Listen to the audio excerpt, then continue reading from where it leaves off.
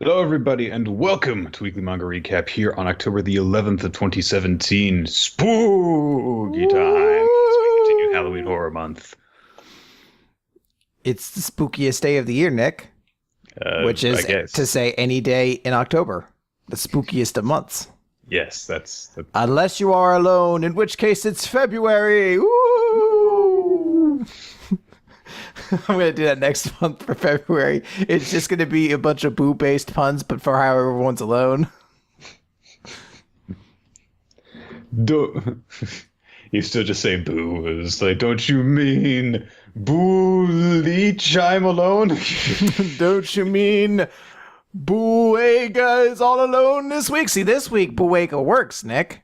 Yeah, it does. Yes. See? Yeah, it's all about timing more than anything else.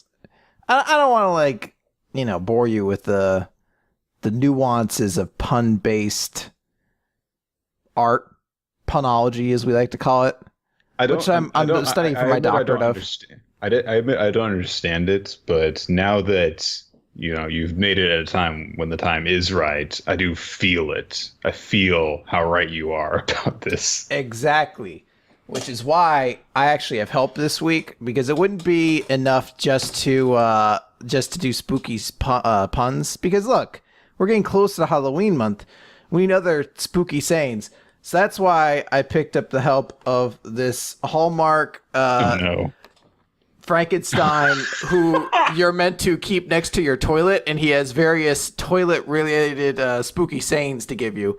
So every so often, if we need to, we can come to ask what Jokin and the John thinks about things. Like, what do you say about things right now, Jokin and the John? Me no hurry, me no hassle. This your throne and this your castle. Just relax, friend. Let it flow now. And be sure to wash your hands before you go now. That wasn't spooky at all. That was very helpful and inviting. Also, just take your time, relax yourself so the constipation doesn't set in and wash your hands. Thank you, Frankie. Also, the only toilet paper is the cost of your eternal soul. That part, he didn't have the time to give you that part, but, Oh man, what a choice that would be. please don't do anything, just a little bit of toilet paper. He's like, you want to make a contract? Just cost a little bit of your soul. Like, oh, it was a wet one. I probably should. Oh man. Speaking of shit, that's a little bit harsh. Is it? The series that we took as a recommendation for this week for Halloween month was Fort of Apocalypse, which is a zombie apocalypse manga with the added little gimmick that our main characters are inmates at a junior correctional facility. A maximum security one, apparently, for like the worst of the kids under 18 and stuff.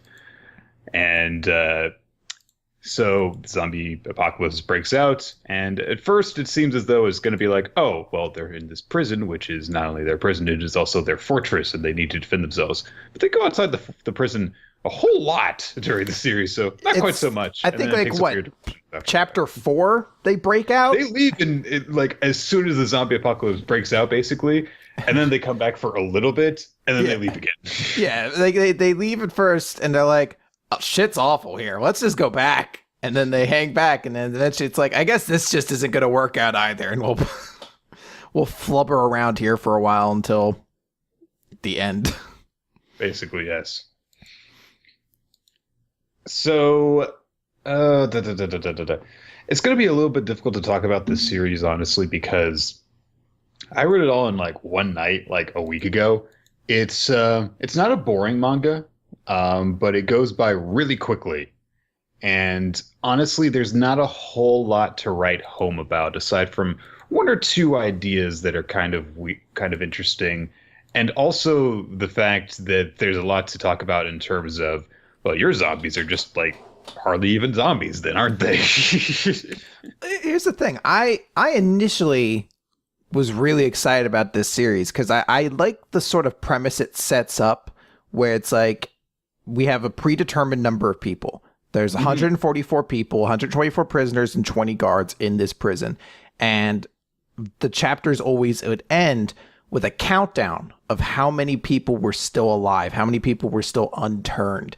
And this premise was set up, the fort of apocalypse, that these people are trapped in a prison and they're just kind of trying to survive. I feel like you can do a lot with that premise when you set up a limited number of people. So you're kind of seeing a cast get whittled down. It was very obvious that the 4 characters were, introduced to at the start are going to be the main characters. So it'll be kind of about last the longest in general. And when they differentiate between guards and prisoners too, you're also like, okay, well, what factor does that bring into it? Like, I think by the end of like the 4th chapter, only 2 guards are left. So you're like, okay, maybe those 2 guards will be like really important characters and things like that. And I was just kind of excited by that premise. But there's a lot going on in this series, because it's not just that it has that premise going on.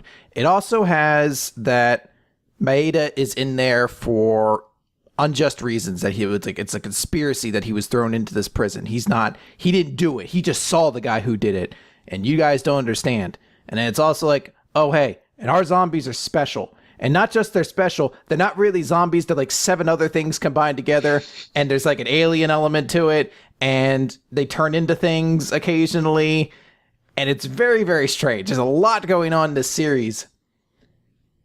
And it mostly kind of just boils down to these things exist for kind of gruesome shock body horror imagery. Which there's not even comparatively speaking, there's not a whole lot of it, I don't think. No, this isn't like Hostel or even like Saw, where you're like watching people mutilate themselves or something like that. It's basically, if you like seeing, or if you find the idea of like somebody that's like, I guess maybe like Attack on Titan, where you're like seeing somebody eat someone else, like another human. If that disturbs you, this is along the same lines, except they're not giants generally that are doing it. It's other people. But it's a lot of that same thing of like a person with a human face who's just like unhinging their jaw and just latching onto another person's face, to the point where you're just like, are they snake people now? Like, how are they opening their mouths this wide? Like, I guess they're aliens. I don't know.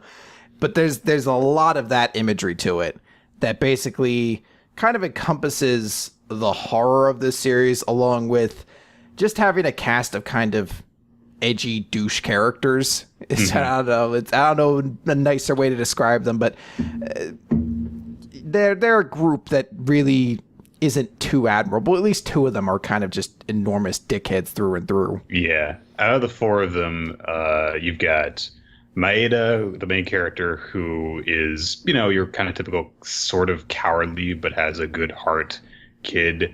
Then you've got Yoshioka, who is just kind of a douche, really. That's kind of his whole character. That's the long hair guy, right? That's the long hair guy. Then there's Newman, who thinks that he's better than everyone else because he's an intellectual and he's in glasses guy. He's the glasses guy. And then you've got Iwakura, who is kind of he's kind of like Chad, I think that I would say. That's probably the easiest comparison to make, is that he's this big guy who's pretty quiet. A lot of the other inmates think that he's dull and kind of stupid, but really he just kind of like has a very simple way of looking at things. And the 4 of them are together in this one cell, and Maeda is introduced at the beginning of the series, when at the same time that he is put in this prison and joins their little group. And there's only really one other prisoner, one other inmate in the whole facility that you get to know over the course of the series. And he's kind of odd because there's this whole backstory where like he was involved in a car accident, and somehow there's an explanation that doesn't seem quite complete. He can see 2 seconds into the future.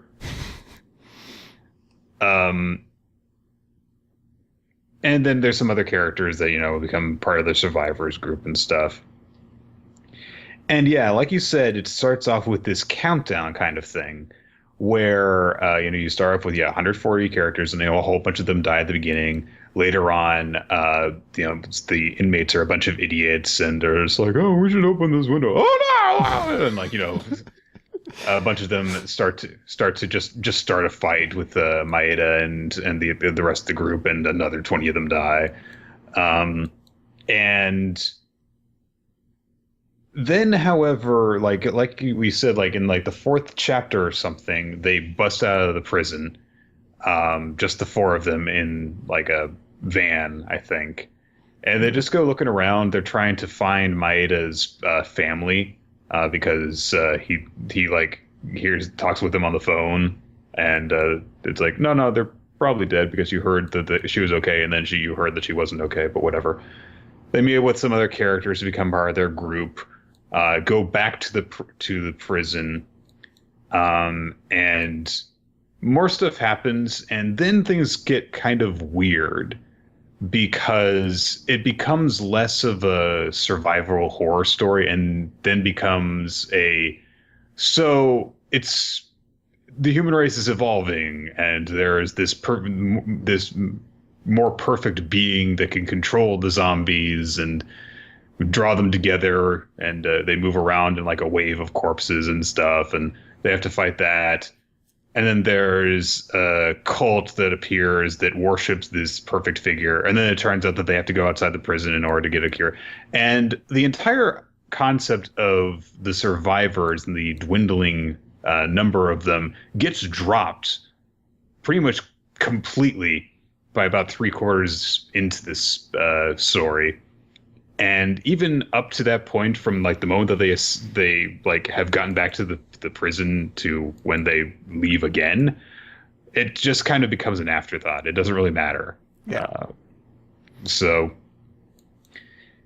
I was going into this kind of expecting something along the lines of like Cradle of Monsters, that series we did a few years ago. That's the Poseidon Adventure one, right? Right. Yeah. Where, there's the zombie outbreak in this confined space that you're dealing with that also has to deal with a bunch of young people. And it's not like that. It's instead, I would say, a lot more along the lines of High School of the Dead, minus the fan service. But with just as much sexism somehow. They cram it right in there. They're like, we squeeze female this in. character, sexist. Is it not? I think this series on one end impresses me, and on the other end, I hate every moment of it. It's a weird blend of the two of them. It's not a series that is 100% devoid of any like talent. Because there's for example, there's and this is sort of a late game spoiler, but I'll try to be kind of vague on some details. Glasses guy, whose name I'm not going to remember. Sorry, I had these names up, but I didn't have them pulled up here. He has a flashback that we see happen later on towards the end of the series that starts to give you a lot of context for who he is, and the flashback in and of itself is not bad. Now, I think a little bit of it is kind of undercut because everything in humanity, when it's at its worst, is this exaggerated visual. Like everyone, when they're being evil, has the most contorted face and will be like, their eyes will be bulging out of their head and their tongues will be like shooting out of their face and they'll be like screaming, ah! Like it's always like 12 when it should be dialed back quite a bit. And maybe you could say that's, their way of to say like, oh, humans are all like rage beasts when you think about it. I don't know. But the fact is that there is something there where you're like, okay, like you're able to write a good story here. The issue is just that everything around it is very strange without enough explanation for me at certain points. It's a little bit like Gyo at times when you see something and you're just like, why? And although Gyo, I've come to recognize, was self-aware to a certain extent, there's just like a point where like the characters are walking around and they're like, oh, hey, there are seals. And all the seals turn to have human faces and they're like, I guess people are seals now too. Like rage beast seals are a thing. And they're just like, oh, I'm going to eat this other seal. Oh. And that's really it. Like that's just the whole part of that like thing they introduce is just to have evil seal rage beasts that eat each other.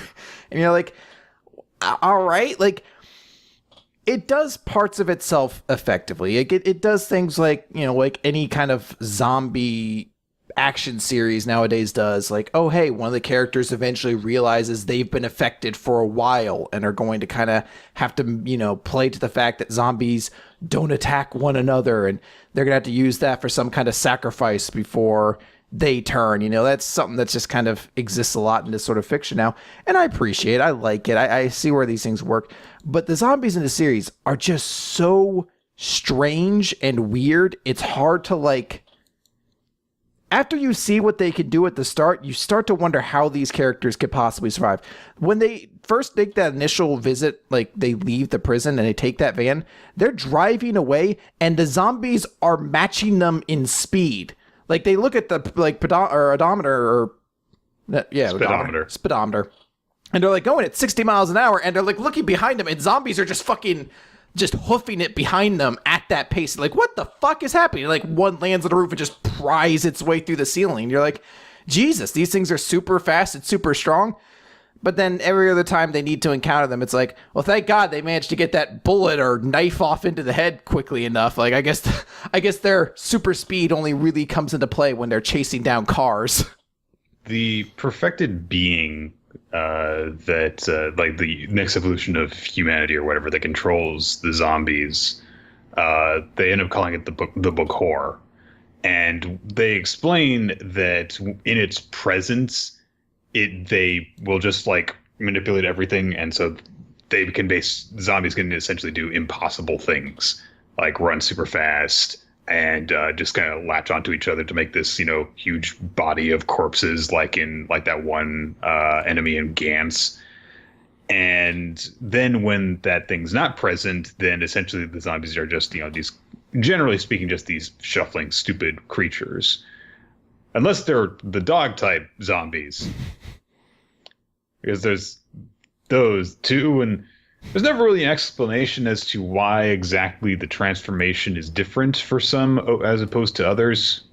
They explain how one could become a Bokor as opposed to a regular zombie, but they don't explain why some of them become seals instead.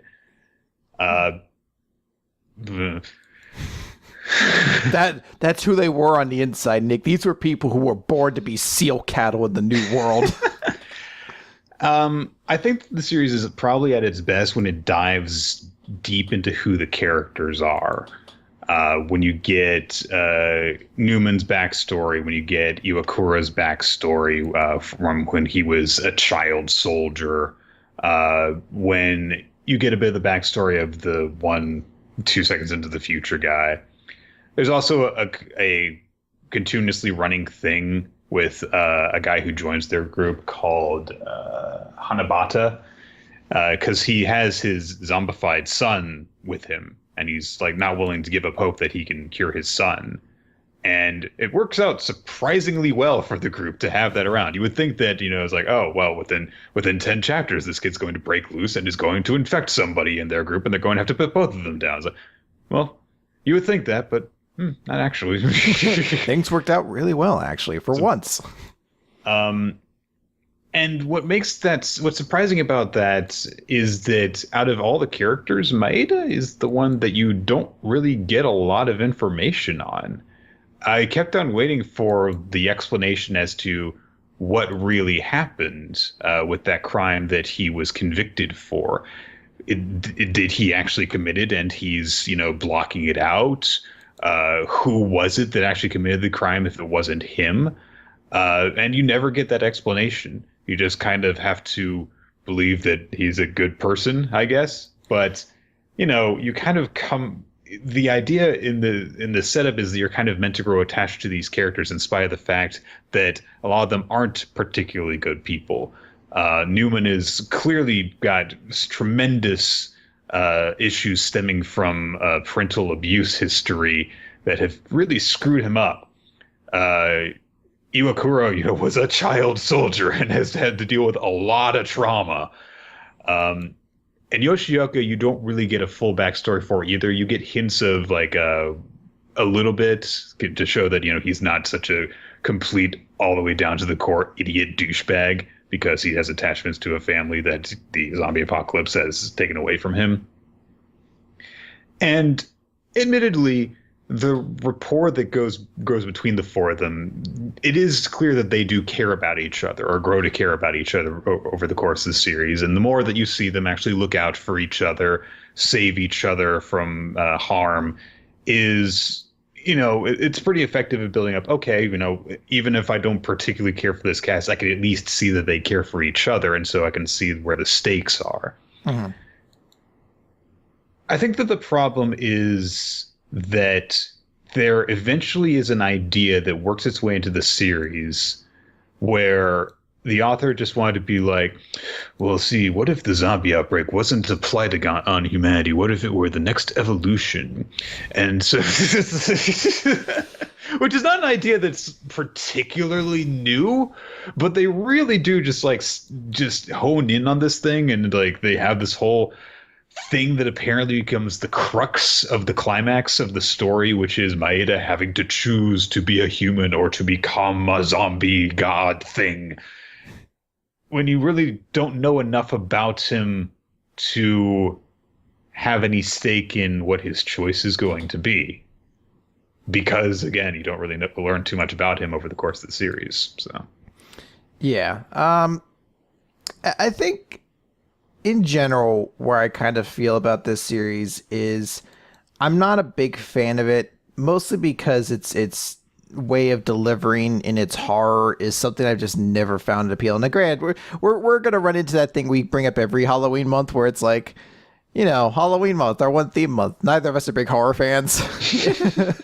And that's the true thing here too, where it's like I don't get it. It's that same sort of thing, not to the same level of Attack on Titan, but it is that thing where it's like, I don't know, I just kind of like, I don't get I don't feel fear when I read scenes of like these zombies just eating each other. I just get revolt, like I feel revulsion from it, which is not something I particularly feel like I want to like engage with that. Like I can understand wanting to engage with fear, but not with revulsion as much.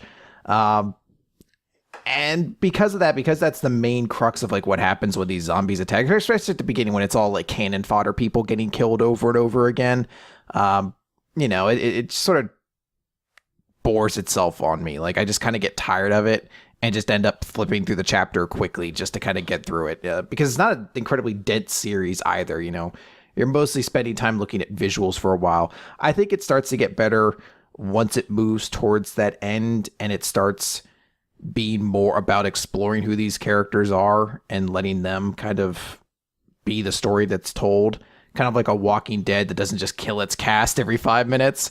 But I still don't know how much I could really like praise the series for and recommend it to people. I think there are people who will definitely enjoy it, but I don't know who necessarily that's gonna be. I guess if it's just your big horror fan, you might be able to dig into this, but I guess you also have to be into somewhat like sci-fi stories or like stories that deal with the idea of like a next evolution in humanity or things like that. Like there's just elements that are kind of all over the place that makes it hard to pin this one down for me. I want to talk a little bit about Daisy, one of like two female characters in this series, one of whom is just scientist lady. So at about midway through the series, helicopters arrive, and the people are like, "We're from the United Nations, and we're here to save all the survivors." And the prisoners are like, "Woo! Yeah, we're rescue! Hot dog!" And they are told basically that the zombie outbreak is actually confined to Japan, so we're going to see if we can get you in touch with your loved ones, and then we're going to take you offshore to, to places where you can start a new life, because Japan basically has to be razed to the ground. And so they're like, all right, cool. But everyone in Maeda's group is just kind of like, yeah, they're bullshitting us. And the explanation for why Yoshioka first suspects them is literally that Daisy, although she's not called Daisy, she's going under a pseudonym at this point, is too hot to be in the military. We're just kind of like, okay. Sound logic? Sure. I mean, the method that they use to determine this is straightforward and pretty clever. It's just that they asked to be put in touch with Maeda's family, and they're like, yeah, they're safe, but they know for certain at this point that they're not. So essentially, they're just, getting in the prisoners' good graces by telling them everything that they want to hear. Oh yeah, your families are safe, and you can go off to the blah blah blah blah blah. And they do this in order to disarm all the prisoners so that they can't put up a resistance and they can actually slaughter all of them, because they're not actually part of the United Nations. They're part of a cult, and a cult that wants the next evolution of humanity to rise because they think that the Bokor, the thing that controls the zombies, is actually Jesus. Which you can actually kind of see the demented sort of logic that causes that to be the case, because they see him essentially walking on water. And also, the apocalypse has pretty much happened and he gets mortally injured and then gets up. So yeah, whatever, all that stuff. At the end of everything, they managed to defeat all of these cult members and kill all of them except for Daisy, the one female member of the group. And she becomes traumatized at the end of this fight.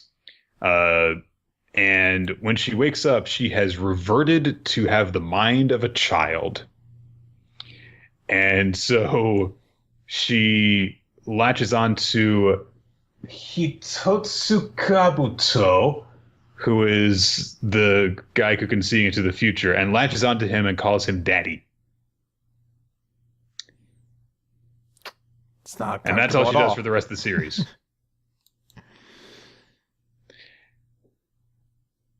This manga is a weird, I don't know. It's immature in that way, where it really doesn't need to cater to that alpha male mindset. I think because if it were to take less of a glorification of it, I think that it would be more effective. Show how these prisoners are assholes to each other, for example, and show the bad side of that. And there are a lot of things that could have really been explored in the setup, like you were talking about at the beginning, like with the dynamic between the surviving guards and the prisoners. What if, the remaining people who are in charge of the facility are trying to hold a semblance of control over them, even though their infrastructure is broken, and they're like, no, we've got to, do this in order to survive. But what if they're, not as effective leaders as one of the prisoners would be? You could have a civil war break out inside of the prison over that. There are so many different things to explore in terms of that setup, having the remnants of human society being devolved into anarchy because of the nature of the people who are there, and the need for an order to arise because they need to work together in order to survive. There are a lot of things that you could really do with that. And the idea that you have in place of that, of the next evolution of humanity, is not really fully formed.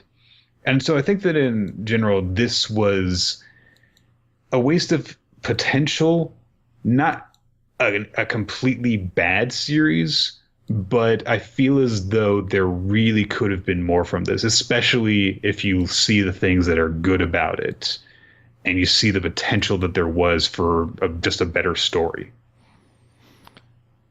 I think the one last thing I want to bring attention to is I can't remember his name, the child soldier guy. You mentioned he's a lot like Chad. Correct. I want to call him Knife Chad. I think what I enjoy about this dude is a lot of the time he'll show up. He's Chad who's effective because he kills a lot of zombies. He's the only one who really has any actual combat experience in the group. So when shit gets real, he's the first to do it. There is a weird sense of action in this series. So one of the first things he does is breaks this guy's neck. It's a zombie that's turned. Breaks his neck, twists the thing's neck around until it's completely twisted. And it's a zombie though. And these are special zombies. So it's not just dead because its neck's broken. You can see it's still looking around. And then he does something that palms it. And then the head just explodes. Just a fucking fountain of blood. And he's just you want to get up now? You're what happened? What did you do to its head? It's just gone.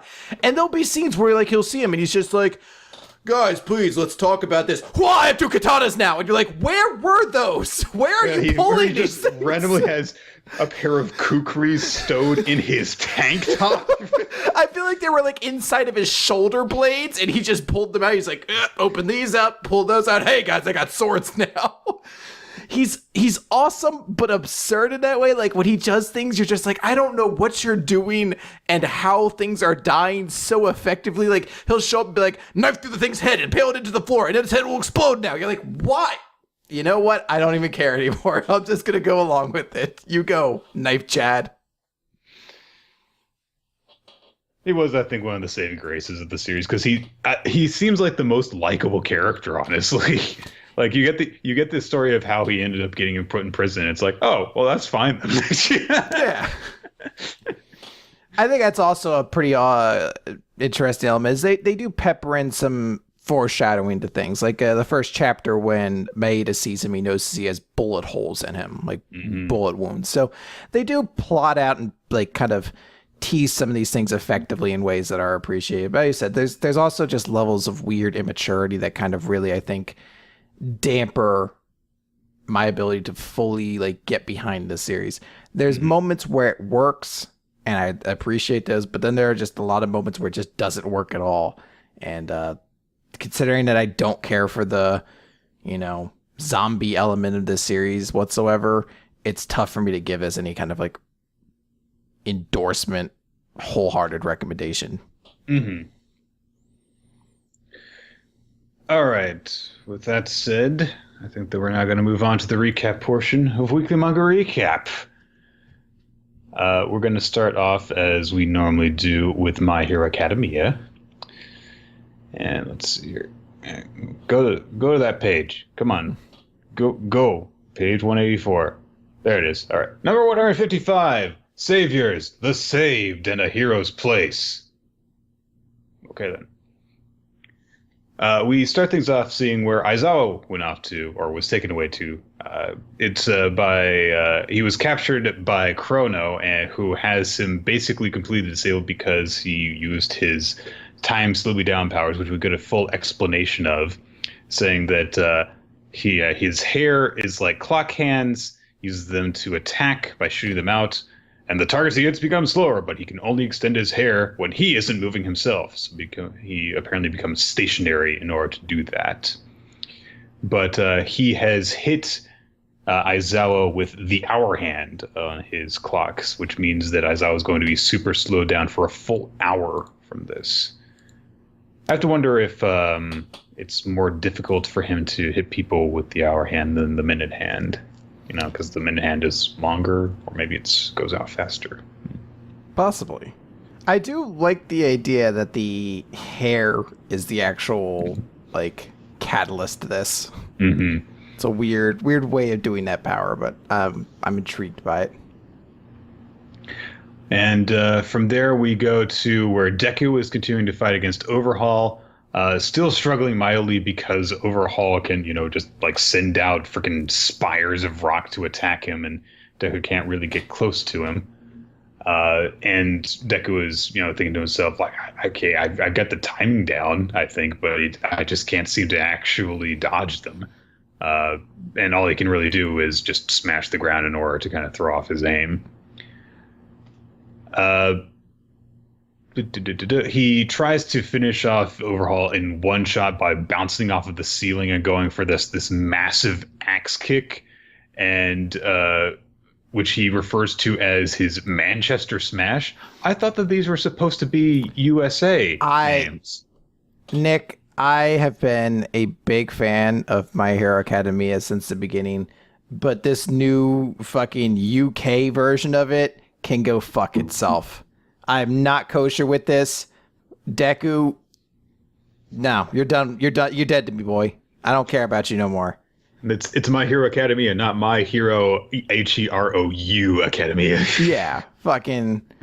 Do they even have academies over there? I don't think they do. I don't have school. They probably don't.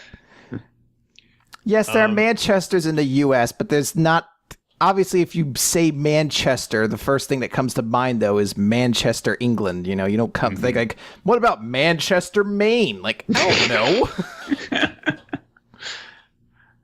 Overhaul, however, is able to dodge the attack, and Overhaul just basically says, yeah, you're fast, but the other two that I've fought, they've got way more combat experience, and so your attack patterns are way more predictable, so... Bleh! And he does something, but we don't really see exactly what it is. We just kind of see blood flying up in Deku's face. So I'm sure he's okay. He's fine. He's doing great. We cut down the hallway where Lemillion is trying to get Eri away, but he finally collapses.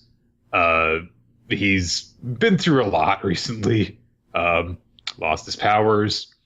Saw his sensei get his arm literally cut off. We were talking about this last week, I think, where it was just enough that you could tell what was happening. But in this one, no, you see the arm actually coming off. And you also see one spire that goes pretty much dead through the center of the chest, which is that's going through his spine and all the stuff in front of it. So, ooh. And maybe Recovery Girl is nearby, really nearby. Lemillion is just done basically at this point. He's almost completely broken emotionally. He is physically exhausted. He's lost blood. And he just can't keep going anymore. And so he tells Eri that she has to go somewhere and hide. But and Nick, what? Don't you mean scary? Woo! Me no hurry. Me no hassle. Do you do another one? Since you have 7 spooky phases, you just sing about the toilet a lot, though. Relax, friend. Let it flow now. And be sure to wash your hands before you go now. That's a good advice, though. You should wash your hands, guys. Say something else spooky. I knew what you were going to say right before you said it. Duty. Okay. Stupid. It's a scary, Nick. So Lemillion says to Scary that she should go and hide somewhere, and that another hero will be coming by soon in order to save her. But as we go over to Overhaul's just like, well, that kind of hurt a little bit. Oh well, heal because he can just do that because, well, he kind of sucks. And he starts to mock Deku by saying, yeah, well, Lemillion was just as tenacious. The potential of those who refuse to give up sure is something, but this will be another death on your hands. Is that what you really want? And he says this last part, shouting it down the hall to Eri through the mouth that he got from, what's his name? The 8. Yeah, him. And we actually get a flashback of Eri where she was, getting blood drawn out of her for the bullets and stuff. And people saying, oh, she's reached her limit. Her body can't take anymore. And so then from there, is just like, all right, well then, time to reset and start fresh. That's some fucked up shit. That's some existential shit I feel like I couldn't deal with as a grown adult. As a small child, I couldn't comprehend. Wait, how many times have I been murdered and remade? Yeah. And Eri comes back down the hall and approaches Overhaul saying that she doesn't want this. And Overhaul says, look at that guy. You think that kid's going to defeat me? And she says, no. Well, then what should you do? And Eri says, go back to you and then don't hurt everyone anymore. Make them better again. That's... What's so tragic to me about this is that she was holding it together. It was just literally to the point where Lemillion could not physically hold himself together anymore. He's trying to keep going. His body just gives out on him. He still hasn't given up, even after everything. His spirit's willing, but the flesh is weak and spongy, as Zap Brannigan said. And is he having sex with her? What the fuck? No, I'm just using a great Zap Brannigan quote. Which is after he had sex. I know, but hey, it applies to all... Nick, it's a very Catholic saying. It applies in a lot of situations. But he has that moment where he just can't physically go anymore, but he's trying to. A broken hero's unwillingness to give up in order to save a little girl. A guy who wants to have more snoo snoo. They're perfectly equivalent. They're about the same. But that's what's so tragic to me is that it's only because of that, because he physically can't, that she realized she's like, I guess this just isn't going to work out. And it's just like, that's fucking tragic. Like, that dude is doing everything in his power to save her, and he just physically can't go on. And because of that, she loses like her nerves. That thing holding her up. And they were, so close to saving her, and she actually turns back at the end. And also for a very, little kid kind of reason, which is like, you'll stop this and make everyone better, right? He's like, yeah, sure. And then I'll continue my evil plots to rid the world of superheroes. So, and actually does spell it out specifically. Yeah, Lemillion was giving her hope, but that faint hope he gave her was crushed. And don't you get it? What Eri considers a burden, she doesn't want your help. And yeah. And at this point, Night Eye is like, Midoriya, there's no changing fate now. We can't secure her. So, and I've seen it. I've seen the future where we're killed and Chisaki escapes. So we're done. He doesn't say this out loud, but that's basically what he saw in the darkness, apparently, when he used his powers. And Deku says, so what? And he says, even if we're butting in where we're not wanted, you're crying, Eri, so nobody's dying today, and you're getting saved. And he crushes this giant fragment of rock that still was sticking through his ankle, just yanks it out and crushes it in his hands. And he's like, yeah, go Deku. But before he can do anything, and Naito is just kind of like, well, you're going to lose, Midoriya. But at that moment, there's a rumble. And Ryukyu and the giant that she was fighting burst down through the ceiling with Froppy and Urarapati. And they just crash into the arena. Yeah, so that's a weird ending where I'm like, okay, I'm curious to see how this goes now. I guess a new fucking set of contenders have entered the fray. Mm-hmm. I did notice that you don't see the other member of the big three in there, the classmate that's with them. I'm forgetting her name. Yeah. But she's part of that group, so I don't know if she's not in this shot or if there's something else to that. Like maybe she's out getting Sun Eater. I don't know. I'm excited for this because I was really worried that these characters were going to be just outright ignored. That like it would just be like, oh, well, they beat that dude off screen. Because of course they did. There was 3 of them. I mean, what are you going to do? So it's cool that these characters are here and, doing thing. I don't know what they're going to do, but it's like, okay, there's still new elements here to shake things up, move things, keep things on our toes. And because Toga's still around and has Uraraka's blood, you have to wonder if that will play into things at all as well. Oh, they're both in the same location. Yeah. And she's Deku's blood too, I think. So it's an interesting situation here. I just didn't I don't know how to process this end because I was really I was centered in now on all right, this is Deku versus Overhaul. He's going to be going at it. He's not going to let Eri get taken. He's not going to let her give herself up. He's going to go for it. It's hero time. Oh shit. But 3 people just crashed through the ceiling. And a dragon too. Yeah.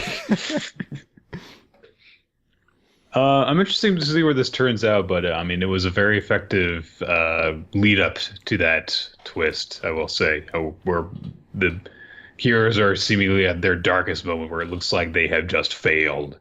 Even though Deku's not willing to give up, things really aren't looking too good for him. And then all of a sudden, remember these characters? In theory, could Overhaul fuse himself again with the big guy and become a giant one? That seems terrifying. We don't have a reason to believe he can't, so I guess maybe there's the idea that if he keeps fusing himself with other people, maybe it starts to deteriorate after a time, but but there's no evidence to that, so who knows? That's a terrifying proposition though, if he's just I'm gonna become a giant fucking Goro armed fucking super god.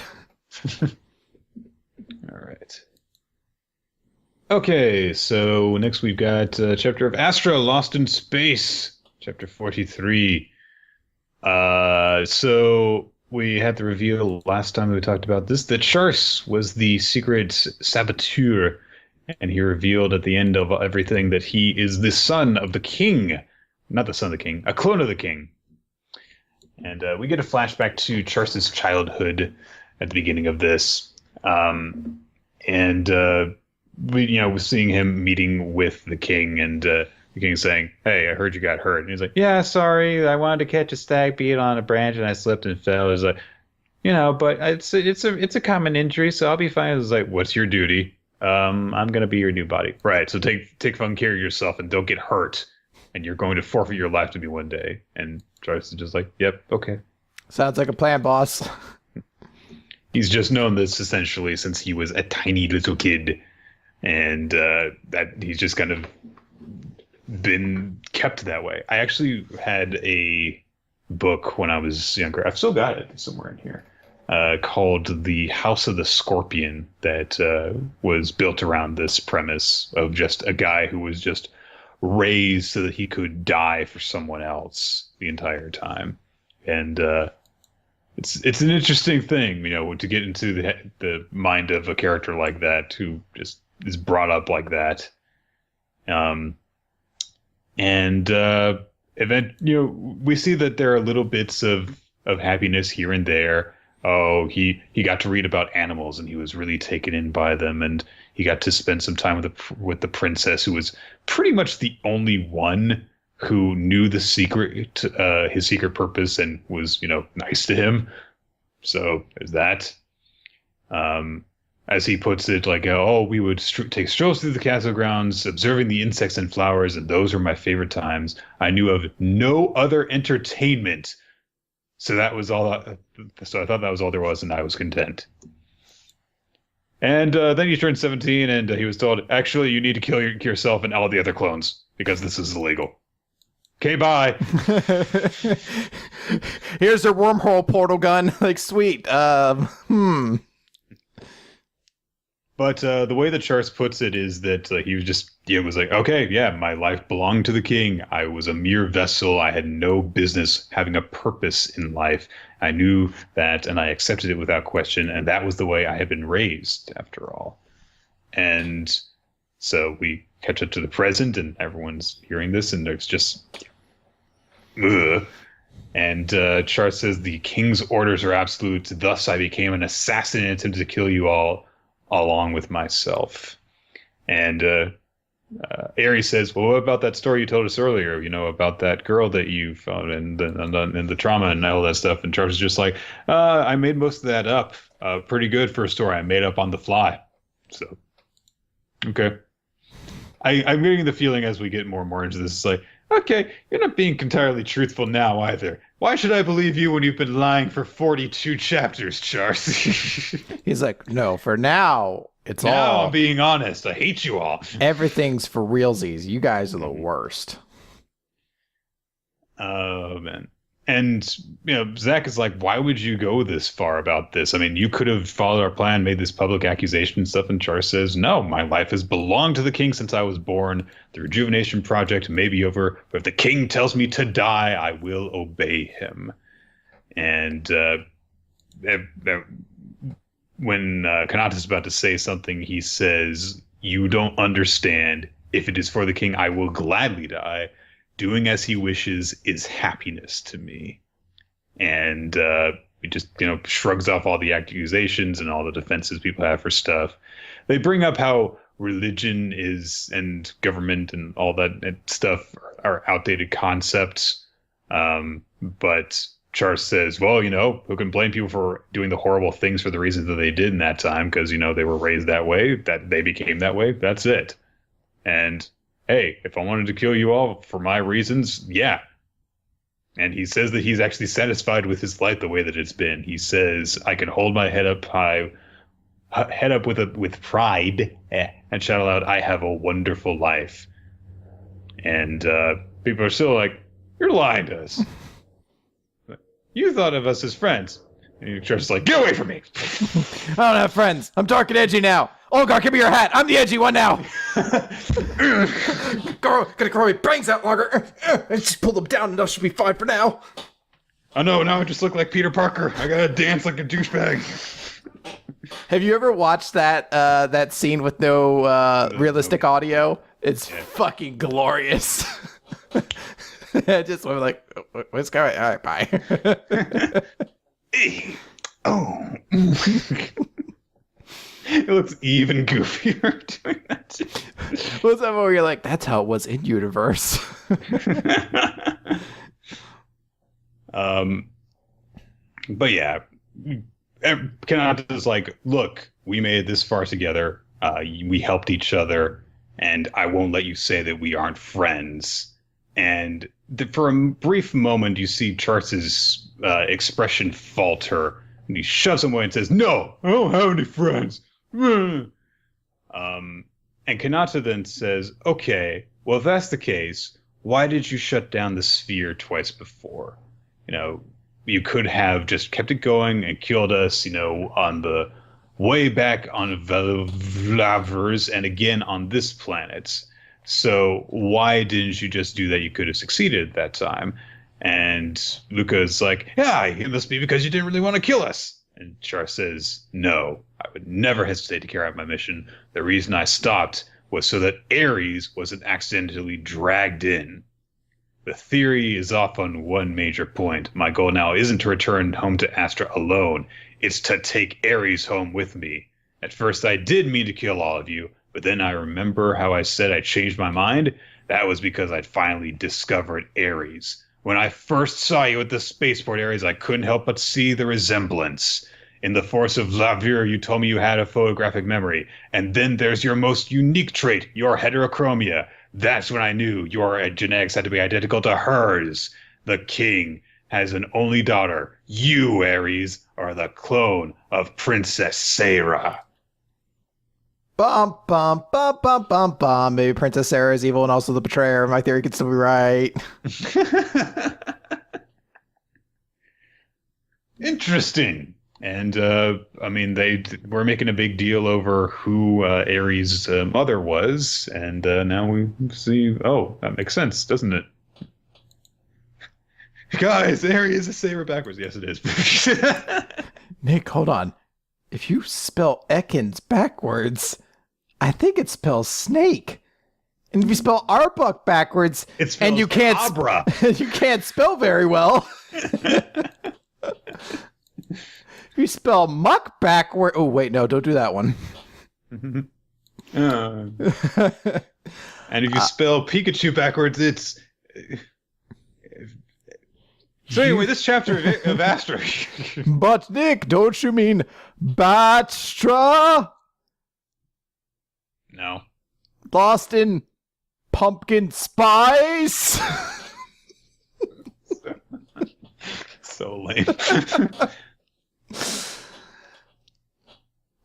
Yeah, well, so honestly, this, I don't know what it is, because it's basically the same reveal two chapters in a row. Like, I'm the clone of the king, you're the clone of the princess. But this one seems like more effective to me, because I feel as though we were getting these like hints of things being important leading up to this, as opposed with Char's, where things were, I think, a bit more played to the close to the chest, didn't let too many more hints creep out. So this is interesting, and it's going to be interesting to see where the heck things go from here in terms of what Charles decides to do, or what Ares decides to do, for that matter, with this new information. Is there going to be is it just going to be like the confrontation that Luca and Olgar had, where things are resolved peacefully, or is there going to be more of a struggle between the group here? And I could see this taking a bunch of different directions, including perhaps this driving a wedge in the group. So it'd be tough, because I've become so used to the Breakfast Club in space at this point that I'm just like, no, you guys all band together and you play pranks on that principal. You know, that's what you do, you know, and then you write a letter that really kind of just like says, fuck you and your assignment, we didn't do it. Do you think they stayed friends after that? No, God, no. I know that like four of them paired off, and the geek was left as the fifth wheel. But do you think that like any of them stayed friends? No, almost certainly not. It's high school. You don't you don't keep that much in touch with friends from high school, unfortunately. I'm not talking about friends from high school. They were still in high school. Do you think they did any hanging out together after that point? I'm sure they got another detention. They fucking didn't do their assignment. They didn't do shit. He's like Breakfast Club 2. Do the fucking paper this time, assholes. That one didn't do as well in the box office because this time they didn't have any like dancing or stuff. They actually just had to sit there and work on an assignment. And at the end, instead of that one guy just holding his fist up, it's all five of them walking together, and it freezes on them holding up the paper that they've written this time. All handed it to the principal saying, "Don't you do." They're like, "Here's another fucking Simple Minds classic." And they're like, "Shit, running a Simple Minds song." I didn't have one. Fuck you. We just did a cover of "Don't You Forget About Me." Then. Yeah. Speaking of covers, Nick, can I just note this super off topic tangent, but that's fine. What the fuck with that new Justice League trailer? That I didn't even watch it, so it is the worst cover of Heroes. Like it's less of a cover, like David Bowie did the original, and then Peter Gabriel covered it. And that one's kind of become more iconic recently. It's been used in a lot of stuff. It was like the Lone Survivor trailers and Stranger Things. It's been a lot of different things. They had somebody, I don't know who the fuck covered it. Somebody covered that version of Heroes. It is the worst shit in the world. It is terrible. You're like listening to it. You're like, just either use the David Bowie one or the Peter Gabriel one. It's still like, it's everything they do already. Like it was good enough for soldiers. Like superheroes needed a more edgy, extreme version of it. It's terrible, Nick. It's terrible. Okay. I just need to get that out there. Okay, that's fine. Yeah. All right. So I think that more or less covers it. I will have to see what happens here, I guess. But. Yes, I think that we've completely gotten off of the tracks here. Let's talk about Dr. Stone, Chris.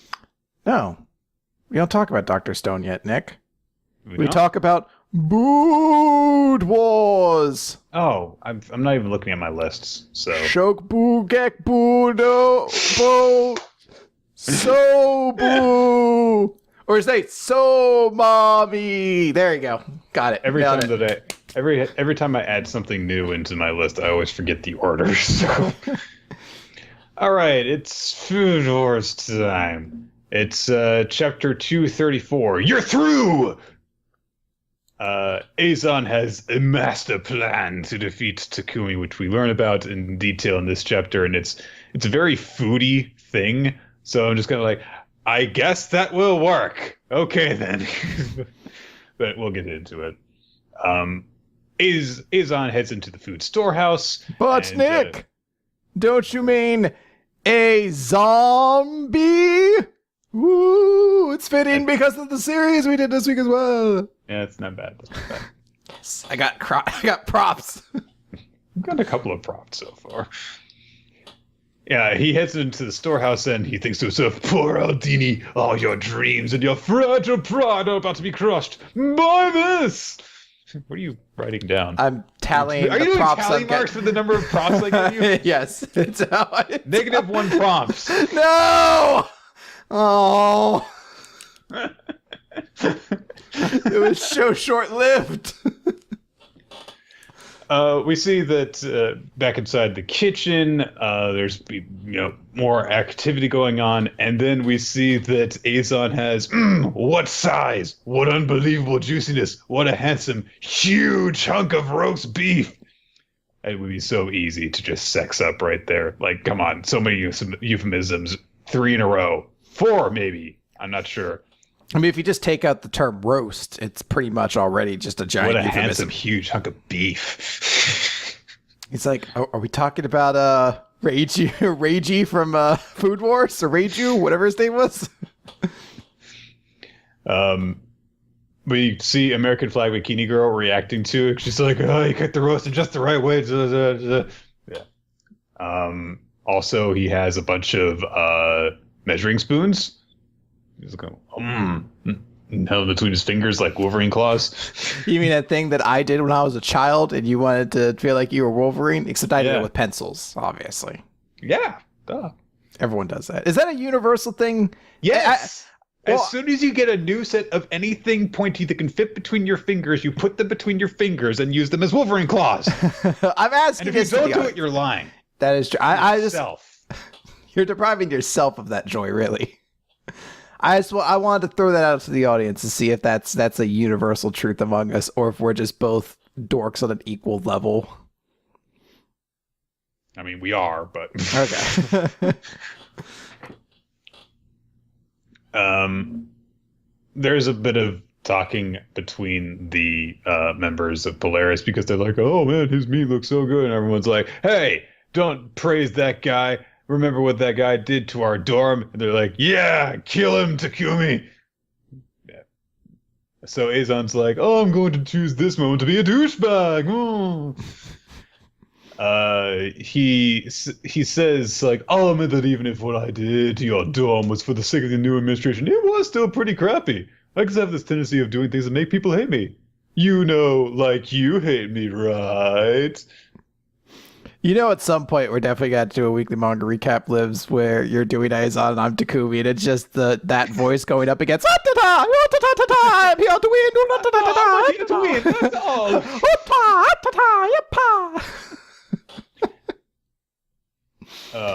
It is very dumb. Takumi proclaims that he has no grudge against Azon. He's just focused on victory, but so many things like, he's putting up on a good front, but it's clear that he's just pretending to be calm because, unlike his words, his aura is blazing even more recklessly out of control. Just imagine Takumi was like, "I'm gonna go Super Saiyan!" Ah! Nick, no. He's going primal instinct Super Saiyan, So the black hair, everything else like that, he's going new form. But he can only hold it for a brief period of time. Nick, what's going to happen? Who's going to win the Tournament of Power? There's only 23 minutes left in it. So it's like 40 or so minutes long. I don't know. 40 more episodes. Takumi basically gets to the point where he's pretty much ready. He is going through the final steps, puts on the sauce, layer of meat, chopped white scallions, mozzarella cheese on top, and then it goes to the oven. Yay! That'd be great if he was like sitting there intensely. They're like, his duty is studying is exactly the pinnacle of all the skill he's worked for. He's like, he's not even looking in the oven. He's just looking at the egg timer. He's got to sit on top of it.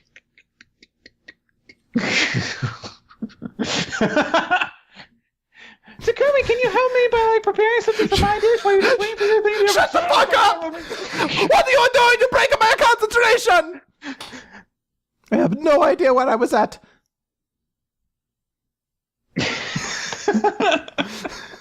He's staring at it backwards now. He's like, "Great, you made me lose my place." He's just staring into the oven. He's cross-eyed now. Slowly falling closer into it. She's like, "There's a timer. You said you were gonna make the crust for my apple pie." He's like, "Later. You don't need that." She's like, "I need it. It's an essential component of a fucking pie. I literally can't go forward without this part."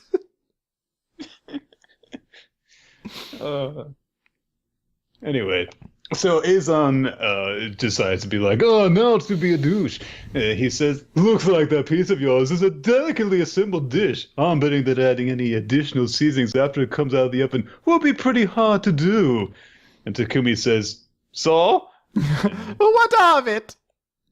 And Takumi says, "Oh, just that you're done for. You lose." As a great shot of Azon, honestly. Like, it makes him look douchey without being hideously douchey, with the upper angle and stuff, the sinister expression, and just the long form his body takes with the, long spread of the panel. So it's a good shot of him, I think. Effective. And also he's being a douchebag. Yeah. But it's also like, Aizan, I feel like you should stop taunting before He's so going to lose now. like I'm sitting here, I'm like having flashbacks to that time the Giants were playing the Eagles and they were up by 21 points, and I was like already starting to shit talk some people, and then like watching them slowly lose, like I should have waited till the game was over. Oh, what a fool I was! Oh no. I've just invited this. Every team in history has one of those where it's just like, ha ha ha, we're gonna win. Like, oh wow, no, we're not. For me, it was Monday Night Football, Bucks versus Colts, where like Rondé Barber like got a pick 6 on Peyton Manning to put us up like 3 touchdowns, and they still came back and won. It's so brutal watching it happen. Like, fucking hell. Anyway, so. Everyone's like, what's he laughing about? And Azon says, you know that cream sauce I'm making? Well, it has a secret ingredient. Guess what it is? Guess. Frankie, what do you think it is? Your sperm? No. Oh, sorry. I just heard cream sauce and got distracted. You need help, Frankie. It's artichokes, by the way. It's artichokes. And he says like, oh, behold the chemical component. Oh, he says that they have a bitterness component called cyanurine, an acid known for messing with the taste receptors on your tongue. In fact, its effects are so pronounced that whatever you taste directly afterward, even if it's a cup of pure water, will seem extra sweet. And Alice is like, yeah, he's right. I know this because of chemistry. 2 things. One, I love that like this manga showcases how little either of us enjoy science to the point like when science comes up, we're like, so it's like this thing, it does this stuff. Look, I'm sure it works. But 2, this school of the best chefs in the world are like, artichokes can do that? It's like, have you never fucking worked with artichokes before? Even if you don't know the science behind it, you should know the way that ingredients play off of each other that way. You have to have at some point used artichokes in anything if you're at this school for the most elite chefs in the country. And this entire like auditorium of students like, what the fuck? Artichokes are magic. So what he explains is like, oh, that shigurani beef of yours, it's meant to be a tender, sweet dish, so you made sure to simmer the meat good and long. That's sexy. Shut up! I'm being evil. And he says, now let's say that hypothetically, before the judges taste your pizza, they just so happen to eat a dish that used a ton of artichokes. What do you think will happen? Your pizza needs at least another 10 minutes to finish baking, no matter how you slice it. Because it's pizza. You see what I did there? Yeah, you'll know. Mine will be done first. Yeah. And once the judges have tasted my dish, your pizza will taste like a thick, cloying, and sticky sweet mess. The umami flavor of the beef will be so underwhelming, it might as well not even be there. And they're like, hey, that's not fair. Judges, you should disqualify him for doing that. And they're like, that's not actually against the rules. They're like, why would we do that? Did he sabotage his dish? Did he like? I know I know we've joked about how if you were in Food Wars, you'd run over and throw feces into the opponent's dish. That would be cheating. This is actively just choosing to make a dish that would make his less enjoyable when had afterwards. And it's a very effective way of, showing that kind of, Azon way of doing things, just to be this underhanded, scheming asshole, and not even really doing a head-to-head confrontation with Takumi, but doing this very underhanded way of taking him on. Like, it's almost as though he doesn't actually have confidence in his own skills over Takumi's. I wonder if... Now, obviously, they're dishes are going to be judged head to head. The judges are like, we don't like artichokes. No! Yeah, they all start picking them off. They're like, ew, artichokes. He's like, but it's not rare. I don't like artichokes. Why did you make me want to eat this? Oh, now that I haven't had this artichokes, this pizza is delicious. Oh! But I do wonder if the way it functions is... Aizan put his dish out. Can someone from Soma's team put their dish in next? It doesn't necessarily have to be Takumi. Because the thing I think about when I see this, I'm like, remember how Megumi specifically built a dish once to help the judges because she knew that her opponent would be putting the taste in and she wanted to compliment that and help them? Yes. I wonder if that may play into it. If they're like, she could see Azon or Soma's like, I know Azon style, to basically try to sabotage it. So if she has her dish come in next as a palate cleanser, as a way to kind of like break against that, I wonder. It's entirely possible. These guys seem to have very, everything kind of planned out in terms of their group dynamics. So I wonder if they'll play into that, because that's what I first thought of when I saw this strategy. It's like, oh, it's almost like the inverse of Megumi's like thoughtful style. It's his Azon super douche style. Mm-hmm. And then after he's like on this, he's like, all right, anyway, more artichokes! Fuck you, artichokes everywhere! He proceeds to mock Takumi, saying that you're too soft. You don't have the smarts or flexibility to stop and think first. You don't now, and you sure as hell didn't then. You get so caught up in your own wounded pride, you don't realize how it gives you tunnel vision. And let me be honest with you, Arditi, I can't help but think that if it hadn't been your Mesolith stolen that day, if it had been his knife taken instead. And he's like, oh, I bet some of Yukihiro would have won easily. And then he makes just like, oh! Yeah, and then he orgasms. That is an O face right there. That is a horrifying O face. If that's the O face you're staring Never back at, this man, the mistakes have been made. You need to never just immediately be like, we're done. Like quietly walk up, leave the room. Put on pants. Burn your phone, your house, maybe everything. You're like, starting new. Clearly, I've made too many mistakes in this playthrough. And Azon puts out his dish, his Ezia Azon edition bewitching beef roast, and the judges start to eat it, and that's where the chapter ends. That's just it. I'm not gonna lie, it does look pretty fucking good though. That has a trillion artichokes on it. It looks pretty good. Yeah, I mean, I hate artichokes, but it does just look like a pile of roast beef with a fucking poached egg on top, which just looks so fucking good right now. Holy shit. I have had fucking a Pop-Tart and a protein bar today. This is why I'm really hungry. All right. Oh, man. Good chapter, though. All right, now we go to Dr. Stone. Yes. But Nick, don't you mean Dr. Jekyll and Mr. Hydestone? I'm just going to get this up now.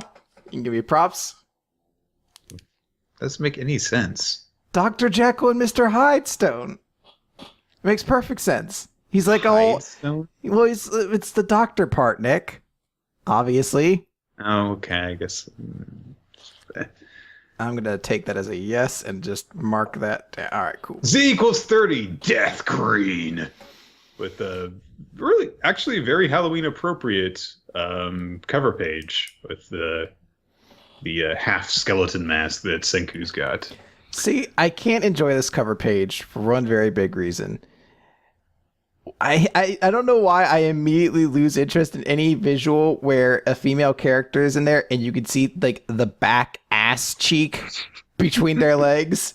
Like if you ever look at the cover art or the title card art for the original Vi in League of Legends, if you look between your legs, you can see a little piece of her butt, like the butt cheek behind her legs. You're just like, why? Why would you draw that? It seems so weird. It doesn't seem anatomically correct, first and foremost, but second of all, it's just such a weird element to add.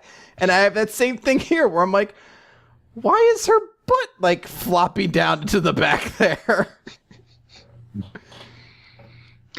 So, as promised, Senku makes Ginro a silver spear. And Ginro's like, I have a silver spear! And Senku's like, hey, remember I told you have a job that you gotta do in order to earn that spear. And he's like, okay. And he says, your job is to protect the team. And Ginro's like, I'll be a bodyguard. Woo! He's imagining carrying Kohaku bridal style all protectively and stuff. Yeah! This is gonna be great! And as they set up on their way, he says, all right, so Ginro, stop playing around. Keep the spear pointed forward. That silver will act as a sensor. It's why I made it in the first place. So keep your eyes on the tip, because if that sparkly silver spear turns black, you've only got a few seconds before you're dead. And of course, this has the exact effect that you would think it would have on Ginro, which is that, they're walking around trying to find whatever it is that Senku was looking for. And Ginro is way behind them, slowly scooching forward, holding the very end of his spear. There's birds flying over him, shitting on his head because they hate him so much. Even talking, too. Like, the birds just broke the fourth wall to be like, what a bitch. Just like, are birds talking people in this universe and no one comments on it? Senku was just like, well, no. I mean, the scientific order, we made, I don't know, your ramen, and we did glass. And we obviously invented talking birds, and we're looking next on sulfuric acid. Wait, talking birds? Yes. Yeah, there you see them up there. We didn't have a whole chapter dedicated to it, but yeah, we invented talking birds that poop on people and ridicule them as they go by. We invented shitty stand-up comics in the form of birds. They just do crowd work all day. They're like, so where are you from? No, my head. Senku says, like, look, stop walking behind us. You're completely defeating the purpose of this. And I like how Kahaku's like, I can handle the spear if you're too much of a coward to come up here. He's like, no, I'll do my duty. I like my spear. But so he does take his position at the front, and he spots something as they come over a hill. And the way that Kohaku puts it is like, I don't know what we're here for, but it's fucking clear that this is where we're supposed to be, because holy shit, they're in front of an emerald green spring. This beautiful little spring at the top of this hill, which puts in everyone's minds the image of this busty angel calling to them like a siren. Wow. All right. So I didn't pay enough attention to this visual the first time through. And I know Baidu has been known for his sexy art before. But this is one of those visuals where, like, as you pay more attention to it, you start being like, I don't understand. Like, because she's wearing stockings, and then there's clearly just skin just falling out over the top. I'm just like, why would you wear stockings that tight if, like, the rest of your skin's just gonna fall over the top of it? I don't know. I guess that's something that's assumed to be sexy. Like, she's like, oh, that bitch thick. But to me, I'm just like, I feel like I would get stockings that fit better. I'm being practical. Also, maybe, I don't know, underwear? Seems like you maybe would want. I don't know. It seems also hot. She's wearing a toga. So, I don't know why you would wear stockings with a toga, though. No. Anywho, so, they talk about what's going on here, and Senku's a little more concerned than everyone else because, he knows what he's fucking doing. And he says, look, the topography here is concerning because there are toxic gases in the area like hydrogen sulfide and sulfur dioxide, and they're heavier than air, which means that they accumulate in this basin. And Chrome's like, oh, okay, so the silver spear will detect toxic gas. And Senku says, yeah, that's exactly right, because when it reacts with hydrogen sulfide, it will turn black instantly. And we see Ginro is just kind of like sneaking forward with his spear because he's like being called by the siren. And at least that's what the idea is. But the tip of the spear turns black. And Senku immediately is like, get away from there. And Kohaku yanks him back away from the edge of the spring. A crow flies past him, and the flock of crows immediately fall dead. What an asshole. Oh, God, no, why? Yeah, pretty much.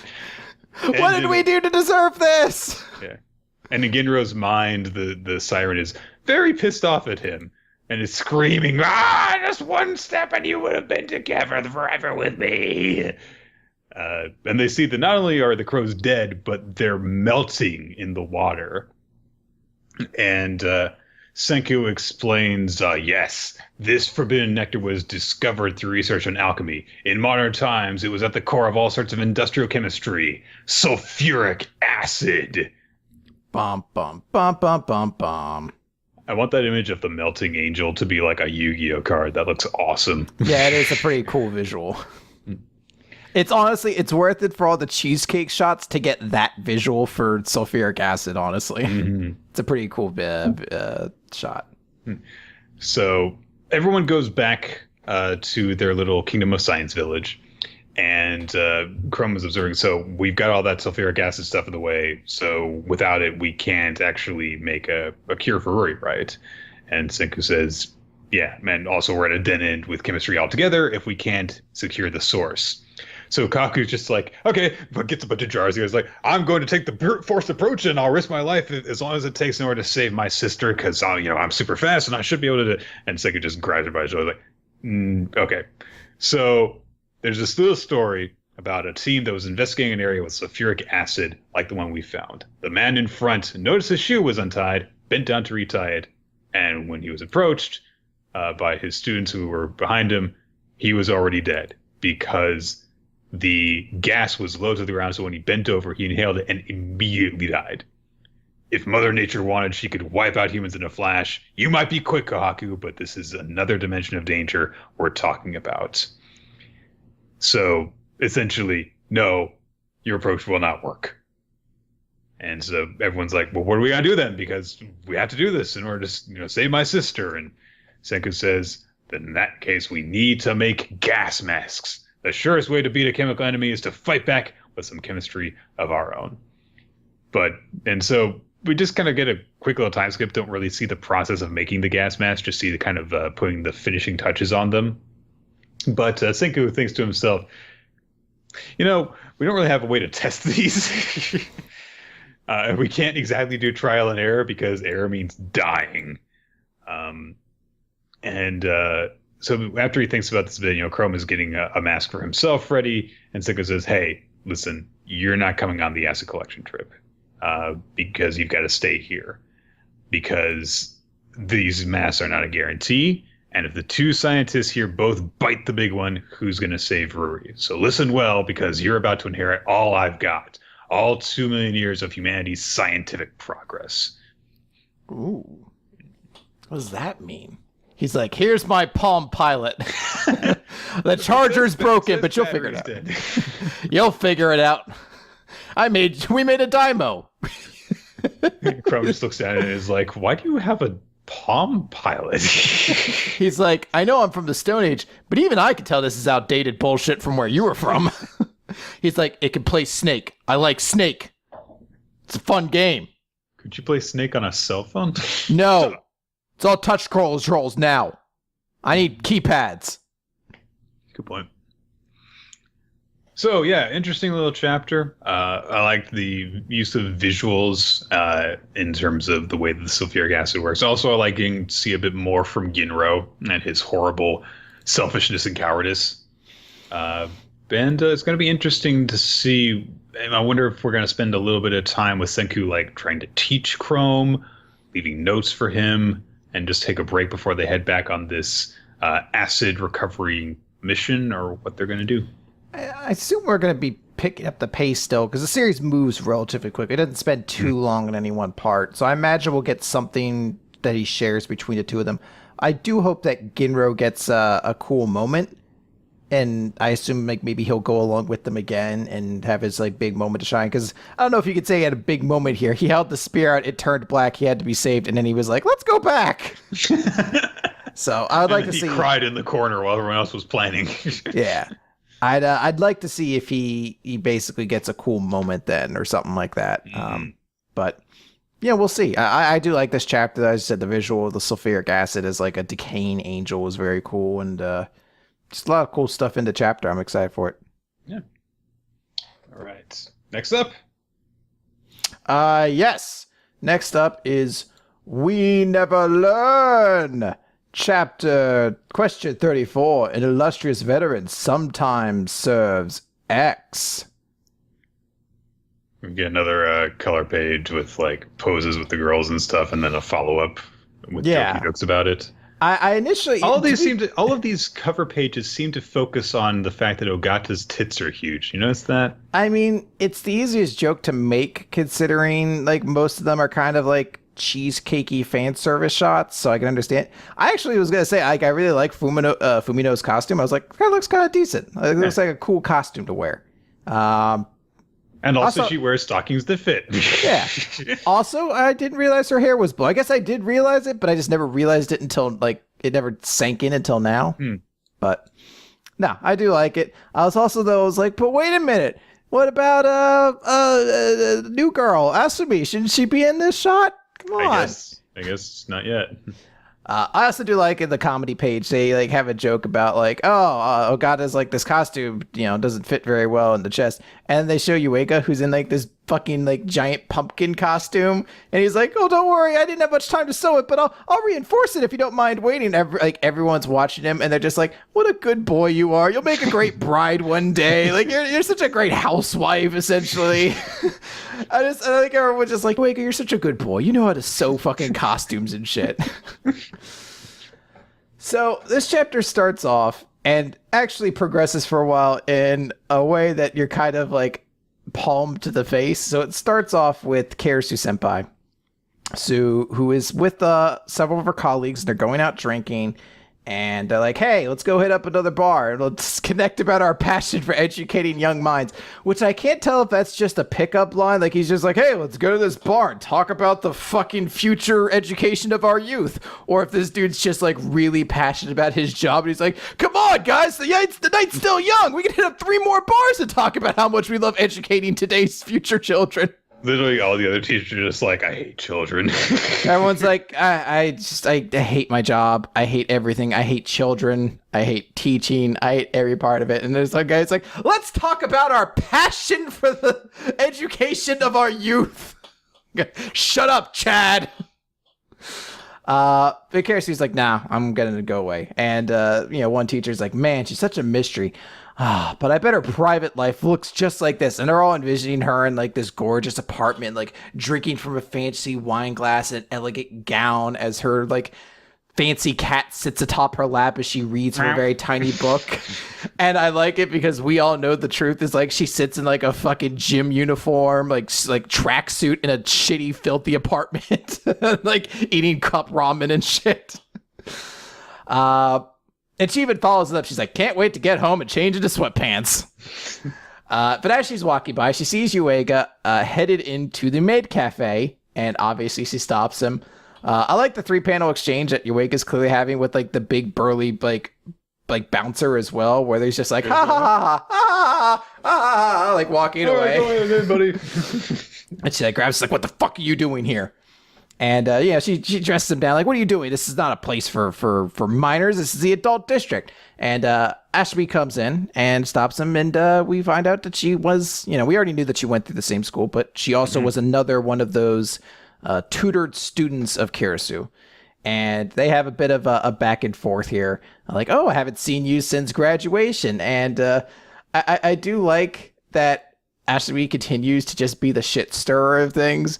Like, she starts getting chastised by Karasu Senpai, who's just like, don't call me my few sensei. And what are you doing working at a place like this? She's like, I graduated. I'm not listening to this bullshit from you anymore. I really like that, honestly. Just like, I don't have to fucking listen to you anymore. You're not my teacher. Up yours. Yeah, I guess she's like fucking doing up her heritage. She's like, I'm not listening to this nonsense. And then she goes in, she like rubs up against fucking Yuiga too. She's like, and we're just doing serious schoolwork so you can go home, sensei.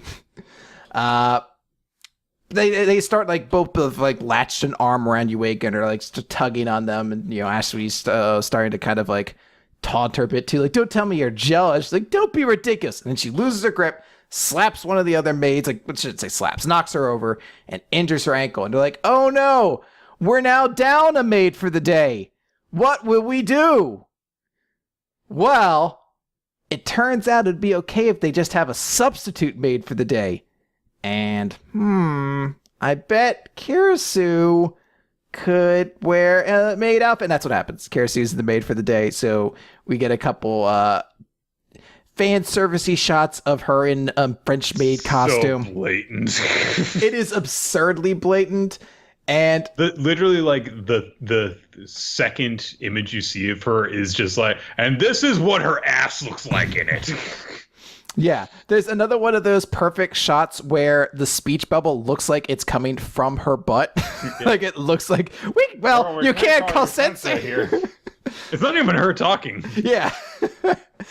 And she has to practice her lines and everything like that, but she's really shy and intimidated.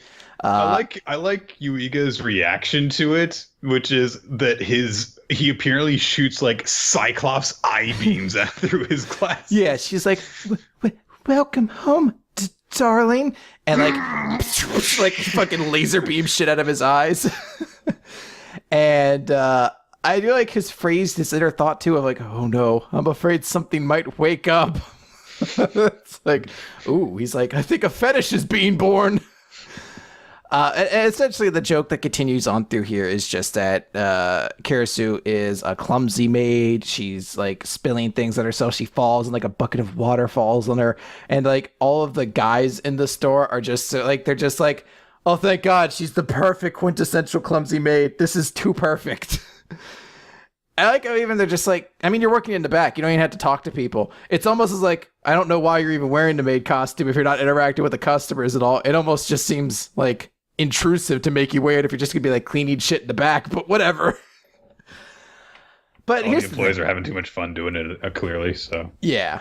But what works is what comes essentially after this point, because everything to this point is like, man, it's another like, and this is what I assume the Maid Cafe was introduced to the story to do for like more fans. I assume there's some scene where Ogata's gonna have to work in the maid. That the other three girls didn't all end up having to do this by this point already, and then you could have a joke about how, you know, Ogata's one is too tight around the chest, and Uruka just, you know, I don't know, wears her swimsuit underneath her maid uniform and all this crap. So yeah.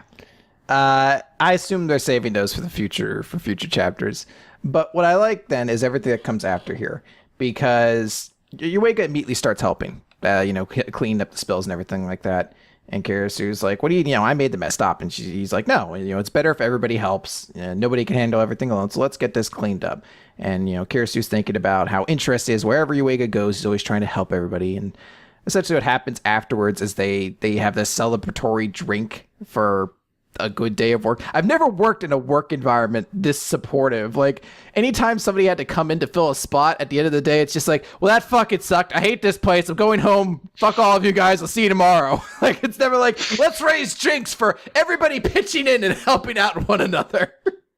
It's just like, hey, Chad, I think your name is. Did you manage to get Derry caught up? Yeah, I think they're fine. All right, see you tomorrow. It's just like, you fucking cocksuckers. I hate everybody here. Sorry, I exposed too much of myself there. So, they have a little bit of a revelation here where they're talking about how Asumi was another student who was taught by Kirasu, and how she is still trying for med school despite Kirasu saying, like, you stop. It's not worth, investing yourself into this. And, Ogata or Yuega has a bit of a conversation with her about it. Like, oh, you were in that? She's like, yeah, my grades were solid and everything but sciences. So she said it was unreasonable to go into medicine. I was wasting my time. But having her oppose me to the very end has actually boosted my determination. Because to achieve something really big, you got to have the drive to overcome some major obstacles. And she never encourages anything I do. And she never actually says it. But I think she taught me that. And it's a really good lesson to kind of learn. It's that sort of motivation thing that sometimes having animosity in your goals is a pretty good motivator for actually accomplishing it. Yeah. That desire to prove somebody wrong can sometimes be a big fueling factor. Then apparently we find out every fucking person in the We Never Learn world drinks like fucking this. They're just like, okay, time for a drink. It's not just an Ogata thing, no. Yeah, there's like the thumbs are to not come in contact with the glass. She also takes one sip of alcohol and just fucking passes the fuck out. Because I guess she's just that much of a lightweight. And it ends honestly like with them, like him taking her home. But it ends on a fucking hilarious joke in my mind, because Karasu's just like, you're a good boy, Yuega. You work so hard. You build trust and support with people, and you give so much. It's so impressive. And he's like, wow, Sensei, does that mean you support and also... And she's like, and you wear glasses every day. That's so responsible. And you can walk upright on two legs. Plus, you feed yourself so good. Just so good at breathing. He's just like, oh, so you just compliment people when you're drunk. Like, she's like, you've existed so long for so good. You're such a good boy. You sure have 10 fingers and toes. You have 2 eyes, and you've kept them so open and looking. I'm so impressed. You do so much for your parents. Oh God. So that's the chapter. Yes. It was one that started off very cheesecakey at the start, which was unfortunate. But that's sort of what the series does. But ultimately, it turned into something really entertaining by the end of it. So I enjoyed it a lot. I did really like the ending message. I liked the note that we had about needing that opposition in order to actually really test her determination. And seeing that vulnerability from Kurisu once they get all of the sillier jokes about her out of the way, the punchlines is on that last joke is really good. So. Yeah. Okay. From here, then we're going to do the Promised Neverland, which is on chapter 58. I will be back real quick, by the way. Sure thing. All right, I gotta get through all this before Chris can get back and tell all his stupid puns. It's chapter 58, Decision. Last time the kids managed to get... But Nick, don't you mean dead, Ma? There you go, I got one in. Bye. Probably just real quick. I didn't even say Emma's name yet. Fuck. I didn't give him props. So last time the kids managed to get the guy who still refused to tell them his name to agree to escort Emma and Ray to the apparent meeting place with William Minerva. And before we get all of the, deep stuff done in terms of Emma trying to get to know the guy, the revelation about stuff that they're planning to do and all that, we get his nicknames for all of the characters. And some of them are pretty good. I like the fact that Ray he refers to as Sleepyhead specifically because Ray just hasn't gotten a lot of sleep in this one instance. Emma is Antenna, of course. We know that already. Dawn is Beanpole, which, yeah, okay. And then we've got Gilda is Rigid Four Eyes. Two of the kids are curry ingredient and pizza ingredient, and my favorite of all of them is just Nose. Nose. It's not even like he doesn't have any description for me. It's just Nose.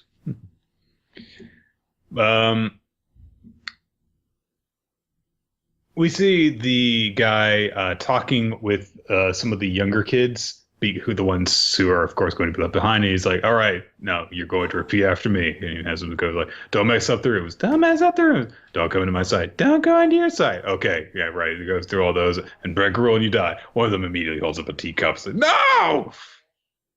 Yeah.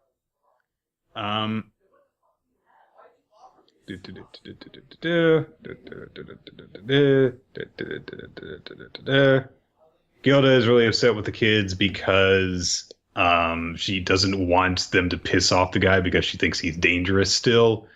But no one else really seems to be that worried about him now that they've got him under their control with the detonator and stuff like that. We get a bit of a recap of what they've got to accomplish and when they've got to do it by. And they've got to definitely do this.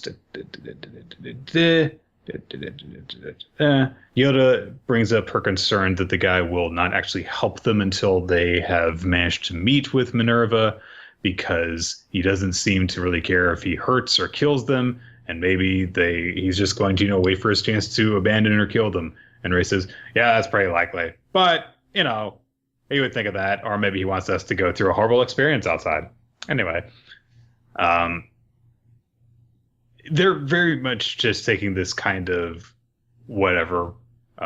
Things will probably be okay. They bring up the point of him bringing the gun out. Let's see. I forget what the hell this point is. We're both trying to figure each other out and use the situation to our advantage, and that's what this trip is going to be. Obviously, it would have been better if we could have cooperated as solo escapees. He was the one who said, "Oh, okay."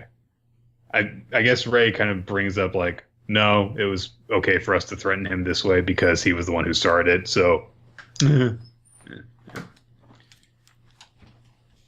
As time passes, they get to a point where it's one day before departure, and Emma kind of corners the guy inside of the room where there is stuff scrawled on the walls about poachers, and there's the tally marks and everything.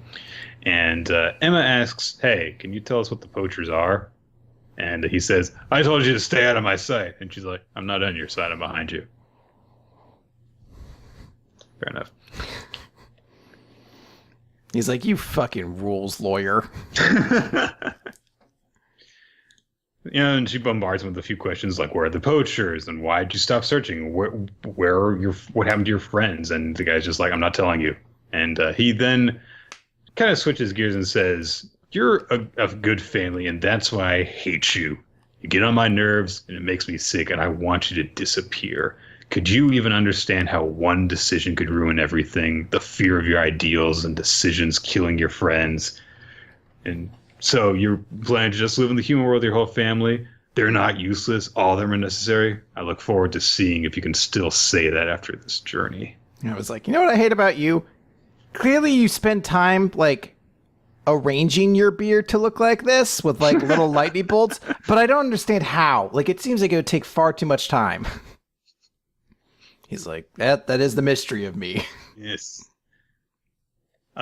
He then goes into the main hall and with an umbrella, which he jams into the top of the piano in there in a particular place, which opens up a secret passageway. And he says that this is the final preparation before we leave. So come on, let's go on our journey to hell to find Minerva. And he leads Emma and Ray down into a fucking arsenal. There's so little, like, we only get to see, like, their quick expressions in that, big panel. But I feel like everyone, like, I feel like they need to be like, what the fuck? Like, we were getting... That's the face that Emma is making, but Ray's just kind of like, "Don't fall off the ladder." He's just like, do we have any, like, mortar guns? Or maybe some of the needlers from Halo? I was really good with the needler guns. I imagine Ray just used all the shitty, overpowered, broken weapons in all the games. Like, he's like, yeah, the 38 shotguns in Modern Warfare 2 are totally balanced. I know you could shoot someone sniped across the map with them, but that's what shotguns are like. You don't know.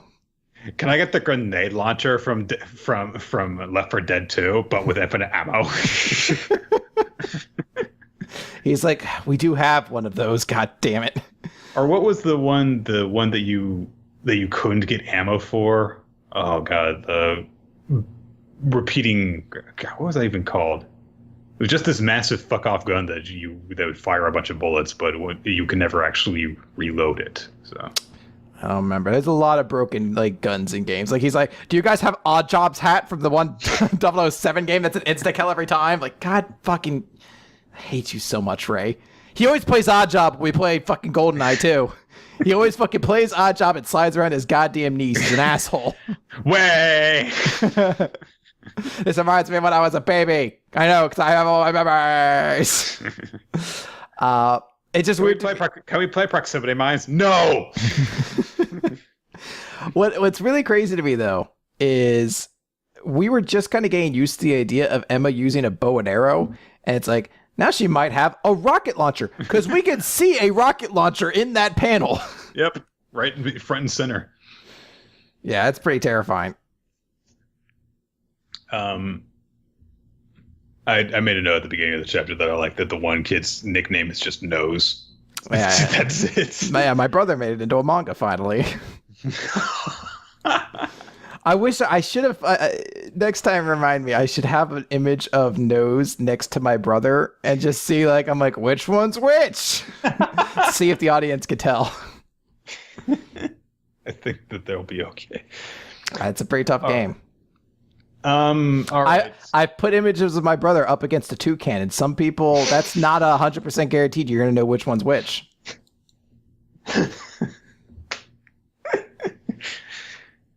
That's all right. So normally at this point we would have 7 deadly sins, but there again was no chapter this week for some reason. Crunchyroll, get on it. What the hell? So I figured that now's as good a time as any for us to talk about the Jumpstart series that we got this week. And from what I gather, it seems as though we're going to get another Jumpstart maybe in 2 weeks, and then another the week after that. That's when there are series premiering.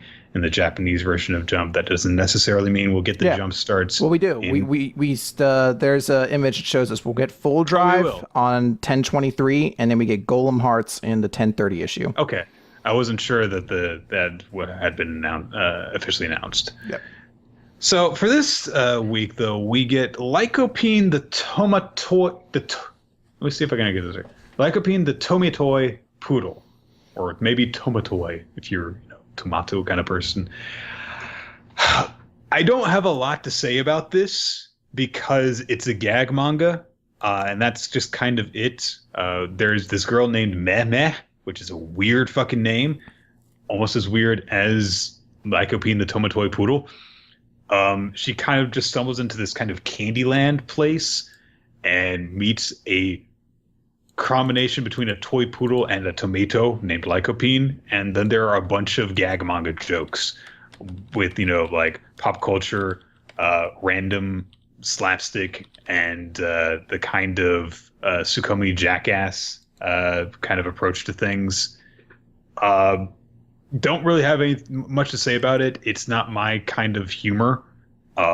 Literally, there are so many jokes where there had to be a caption under the panel. It's like, so anyway, this refers to this thing that happened with this politician. And it's just like, well, it's not funny then because I have to read a paragraph about what the joke is. There are some more universal instances of humor, like how Lycopene keeps on falling onto these little spines at the beginning. Like he stabs his butt like 3 times consecutively or something like that. And he keeps on doing this joke about how he's a certain number of tomatoes tall, and he's apparently obsessed with a certain Japanese celebrity because he keeps on explaining things in terms of that guy. Yeah, but...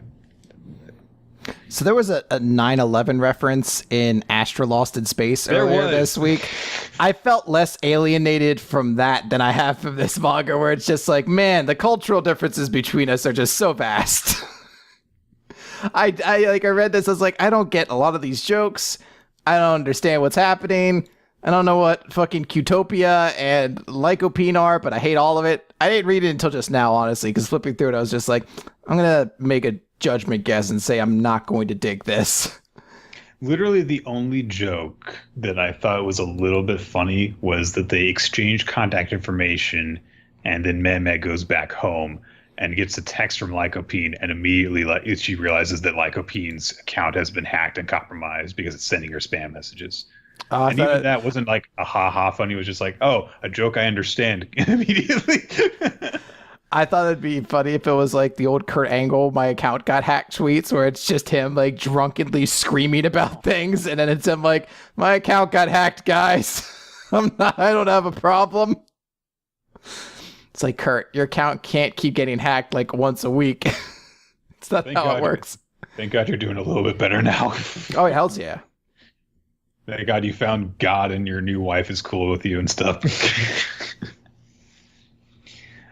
Yeah, not a whole lot to say. I almost guarantee we're probably not going to talk about this in the next 2 weeks. And more than likely, I don't think it's going to continue running in Jump after the usual 3-week Jumpstart run. But that said, if you liked this, if you read this and you liked it, you should take the Shonen Jump survey and you should let them know. Yes. Because especially with this type of series where I guarantee is going to have a much more niche kind of audience for Western audiences, you should do what you can to let them know that you like it and that you want to read it. That's the only way that you're going to keep on getting this translated into English, I bet. So, yeah, that's a very good point. All right, we're going to go on then to Black Clover.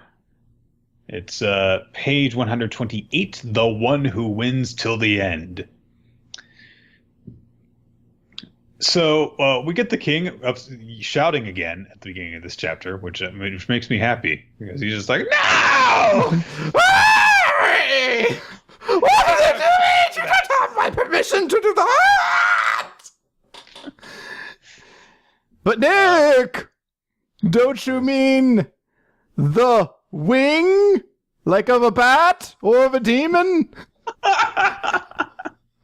Nailed it. So I'm just, stupid. hold on. Let me get this up again. I'm just going to assume they're coming my way. That's 3 props for today, and that's after losing one. I'm on fire. You're giving yourself credit for ones I didn't give you props for, though. I can mentally, What telepathic connection. What did you call Emma? I didn't even say her name. You just assumed I had said her name. I was leaving. I didn't know. I wanted to get it in case it went too quickly. I called her Deadma. No. It's backwards. Oh, so I don't get one. All right. Well, No! I'll make that up. I'm actually just going to leave that one on there because I know I'm going to make it up anyway later. So the Wizard King just uses his time magic and is just like, okay, end freeze. All right, yeah, that's right. I'm broken as shit. I'm going to take you guys over here now, and we're going to set this up because it's going to still be... Help me out here, King.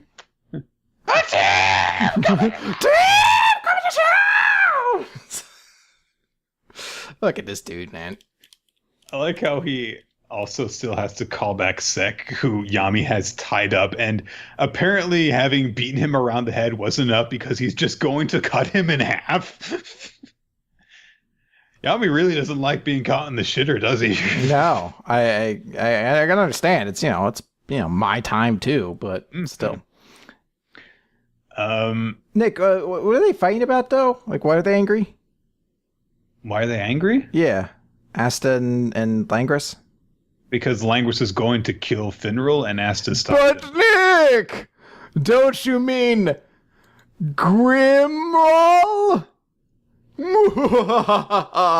Sing for me, Frankenstein toilet. Me no hurry. And we'll just start. It's the same thing. Yeah, always do the same thing, I guess, to start. But he gives you good lessons. He's telling you to like wipe and like don't not poop. So don't like Not poop. yeah, he's like let it flow, poop, expel your bowels. I'm just here Wouldn't letting it flow mean to just pee? duty. Well, no, let it flow like your bowels. Thank me later. You were a perfect $50 purchase. Don't worry, it's why he's still in the box. He's being returned. Jesus Christ. $50? No, it's not. It wasn't that expensive. But who would pay $50 for that? But regardless of how expensive he was, he could have been $1. I'm still returning this shit after Halloween's done. But like, I decided after a while that I didn't like the notion of a creature that just sits in my bathroom and makes spooky puns at my pooping. Would you say that they're spoopy puns? I would, and he did not ever use that one, so that's why I'm not really appreciative of it. Shame.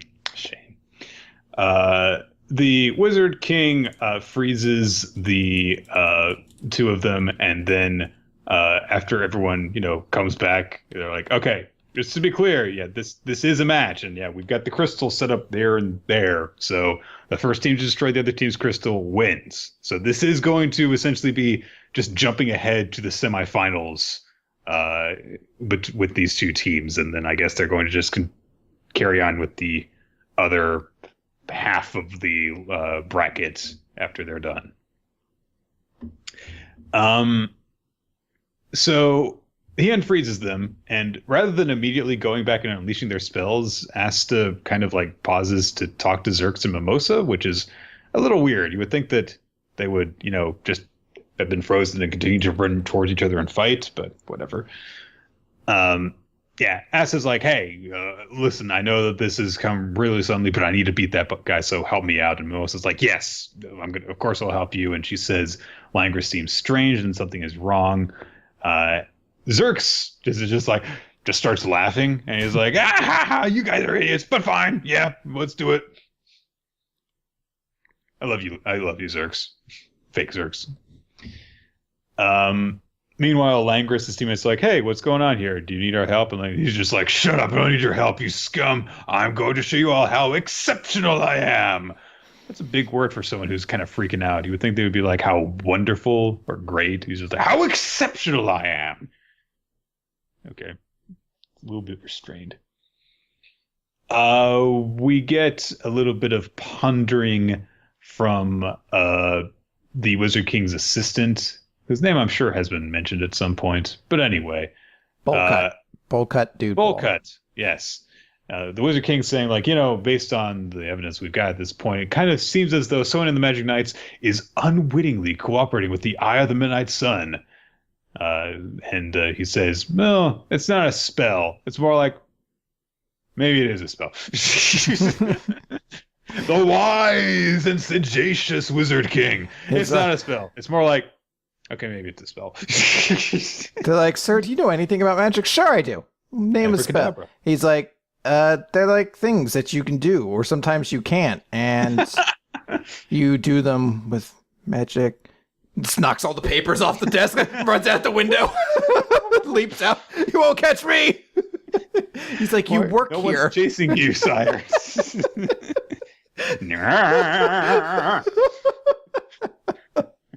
Meets up with Zoidberg and Curly Howard. All of them just doing it. Jabberjaw's like, can I join you guys? No. Oh my god, a talking shark! Zap it. They all just murder it. Oh my god, that talking shark almost got us. Let's get out of here. Thank God I had my shark termination spell. What? It's a type of magic where. Maybe it's not a magic. Yes. Can you imagine, like, someone whose magical school was shark destroying magic? Like, I am the greatest shark termination wizard in the land. Yeah, how often do you have to use that power? Not very, but when I do. One day I'm going to be in that same situation the Adam West Batman series had, and you're going to wish you had the shark repellent magic of me. Also, if we go underwater. Or, I guess, like here when Jabberjaw shows up. I guess those are the three situations in which my magic is useful. If we get someone at the door who claims to be Candygram, but he's actually a land shark. Yeah, but be careful, because sometimes it's that time wormhole from Astra Lost in Space, and I can't do shit about that. My magic then actually creates more sharks, which just makes the situation worse. But hey, what do I know? I don't know how magic works.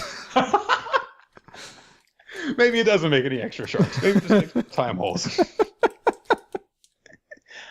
All right. You know what? I can't read now that I've realized it. That I've thought on it. I don't know how to read my spell book. So after this whole, it's not a spell. It's more like, maybe it is a spell. His assistant says, his intuition is sharp. My God, the Wizard King's intelligent.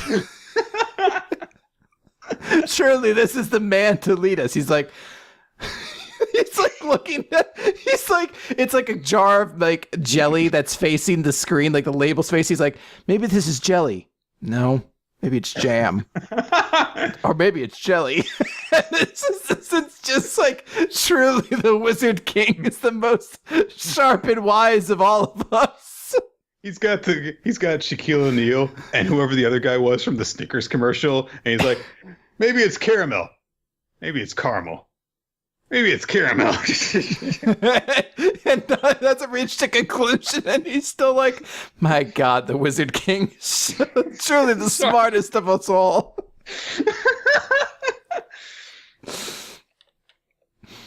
Oh. Okay. Got together. Oh, serious combat scenes. All right. So what the Wizard King explains to his assistant is that actually part of the Royal Knights test is, in addition to actually forming the Royal Knights group, is to bring that unconscious betrayal into the open. When they expand their mana on the battlefield, or when they're confronted by powerful mana, people show their true colors. And the guy's like, won't that be dangerous? No, we're doing this. Or maybe it will be. No. Yes? No. All we'll know is a victor will be decided. Or maybe it won't. Or will it? And just off to the side. I guess you could have a tie. That his brain explodes. Like you just see like steam coming out of his ears at that point. It's, even then his bowl cut fucking assistant's like, the Wizard King is truly the greatest of us all. And I'm like, I'm starting to see how this kingdom is led literally by an idiot king when you guys are like the assistant. Maybe we should just let the Diamond Kingdom win. Well, remember, they're being mind controlled. Heroically. For the good of all. Oh, man. All right. So Langris and Asta immediately start fighting, and essentially it's kind of a version of what Magna and Asta were doing earlier, where he's launching a barrage of attacks with that new spell that he was using before, launching a whole bunch of small spatial magic orbs, and Asta trying to deflect them. And Asta's like, okay, yeah, let's do it like what we did before. We're going to head for the enemy's crystal, and we're going to guard our own as we go. And he immediately takes command of the situation, actually. He's like, hey, Mimosa, you carry the crystal. Zerx, you're our backup. So good job there, Asta. And meanwhile, Langris is looking pretty scary with all of those magic orbs around him as he rushes in. He's just like, I'll just destroy you and your crystal before you reach mine, then. And although Asta says, Magnus fireballs, they don't change at the last second, so I can stop them, but it's just that he's so overwhelmed. There are so many of them that he's still getting grazing blows, and there's another nasty shot of it taking a chunk out of his leg. Fortunately, he's got a healer right there to help him, so Mimosa can keep him up while they're making their way forward, and Langris is just, attacking them. And Langris starts to rant about Finral, saying, hey, before I'm going to outpace your recovery spells, and I'm going to defeat you. And he says, that cowardly loser is no magic knight. I won. That means I am the true magic knight. Yeah. But Asta says, well, a guy who abandoned civilians like it was nothing? Yeah, you wish. Mr. Finral constantly used his magic to save people. And I was like, whatever. That's because that's all he could do. He was just good for moving people around. He didn't have the power to defeat the enemy. And he says, the one who wins till the end is correct about everything. I don't think you're actually correct about that. But, yeah. And we see a little bit of a flashback from Asta's perspective of, him getting along with Finral, them complimenting each other because, each of them enabled the other to do something. And Finral even said to Asta, I think you can actually do it. You can become the Wizard King. And Asta says, Mr. Finral acknowledged me, and I'm going to win this. So, there you go. Well, Nick, don't forget, at the very end, the Wizard King assistant's like, this isn't a match anymore. How is this fight going to end, Wizard King? And he's like, it's either going to end with Asta winning or Asta losing or Asta winning. And he's like, God damn, your commentary and insight is just on point every time. Can you imagine that actually, I think, does happen in some wrestling commentary sometimes, where you just get non-answers from the color commentators. Michael Cole will be like, hey, how does this affect him? And they just give this very non-committal answer. It's they're like, well, either he's going to power through it or this is really going to affect him the whole match. Thanks. So, yeah, but it's a pretty all right chapter. I think it's going to be more in the follow through than anything in this one, though. I like the chapter, though. Yeah, it's very cool. Or it's not very cool. Well, amazing insight from Chris, my co-host there. Maybe it is cool, though. Okay. Just what? You know what pops into my mind? I keep thinking of the Mr. Bird scene where he's in the grocery store and he's just like, ketchup, catsup, ketchup. And that's the Wizard King where it's like, maybe this is ketchup. Or maybe it's catsup. Or maybe back in the background, his assistant's just like, oh my God, he's so awesome. Oh, he's just like that dude in the fucking you just got burned. Ah! All right, One Piece, chapter 881, Wave Room. That's right, his assistant is Smithers. Holy shit, it's all coming together. The Wizard King is just dumb Mr. Burns. But hey, there's a marriage, and yeah, things worked out pretty well after Don Sai got the crap beaten out of him after having to tell his fiance they couldn't get married. Apparently, they're married to Baby 5 just right away, done. But, good for them. Yeah. All right.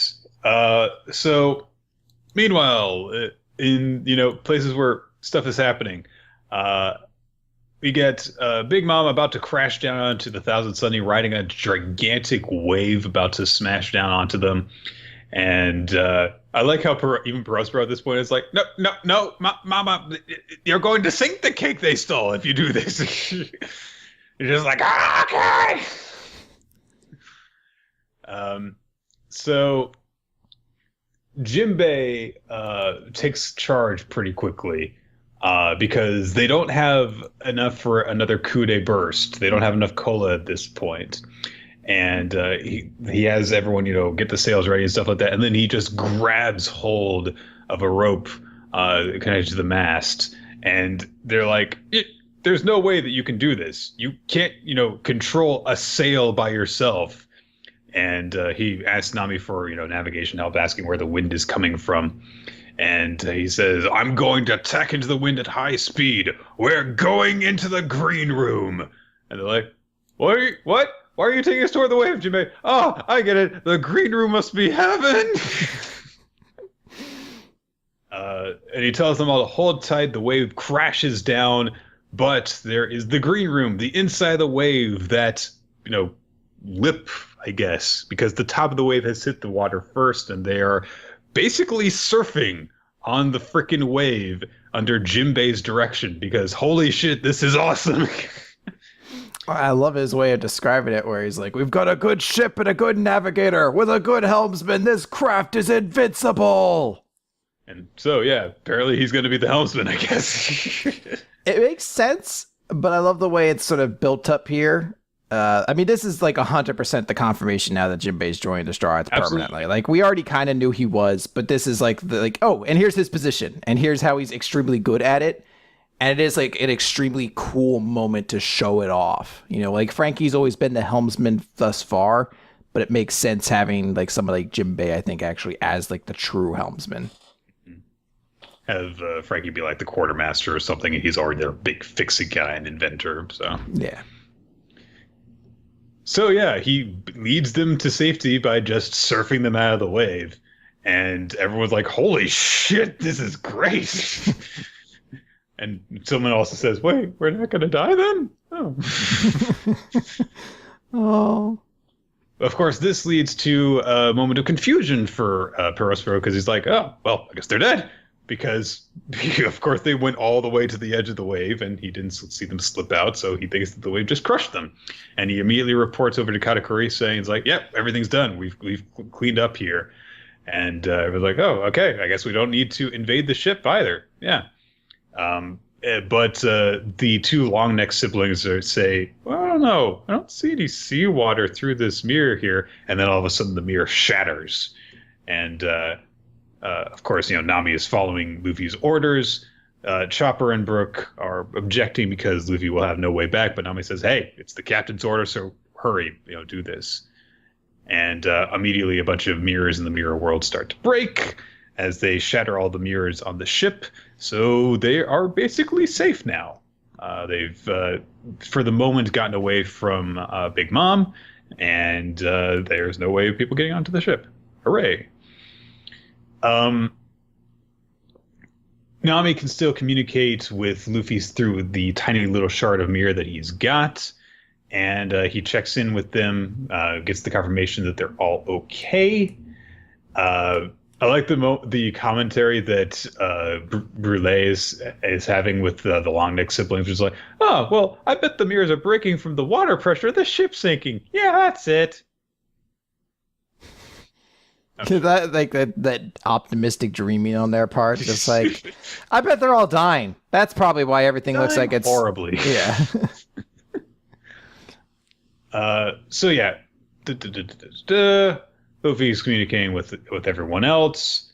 They say, hey, we're going to be going to Cacao Island because that's where Sanji's going to be working on another cake. It'll take us at least 10 hours to arrive. So once you've beaten that guy, find a mirror that leads to Cacao Island, and we'll meet you there. Okay, plans made. Katakuri catches up with Luffy. Whoop! He kicks him really hard, doesn't he? Oh boy. Yeah, I had a little trouble telling 100% what happens here and in these next couple panels as well, because Luffy gets kicked and he covered his mouth up essentially. Mm-hmm. So what then happens is like we get a shot and Luffy's like stretched his mouth out and is like closing his hands around it. And I guess he's like trying to hide a piece of the mirror in his mouth, which is fucked up. Like just the notion of like a giant shard of glass you like are squeezing into your mouth is just like a fucking unnerving thought to think of. But I'm trying to figure out why he's doing it. I'm not really sure either. It's not as though they can make their way into the mirror. It's too freaking small for anyone to fit through. Meanwhile, Katakuri is splitting his leg into a bunch of legs so that he can, stomp on top of Luffy, who has to run away from him. He then spits out the shards of mirror along with a bunch of blood, and he makes a ugly face, but then he puts on a forced smile, a really creepy looking forced smile, and says, "All right, this will be over quick, and I'm gonna get bored just waiting around. Come back and I'll see you soon." And then all the Straw Hats are like, "Yeah!" Except for Jinbei, who's just gonna like, Luffy's gonna be fucking dead.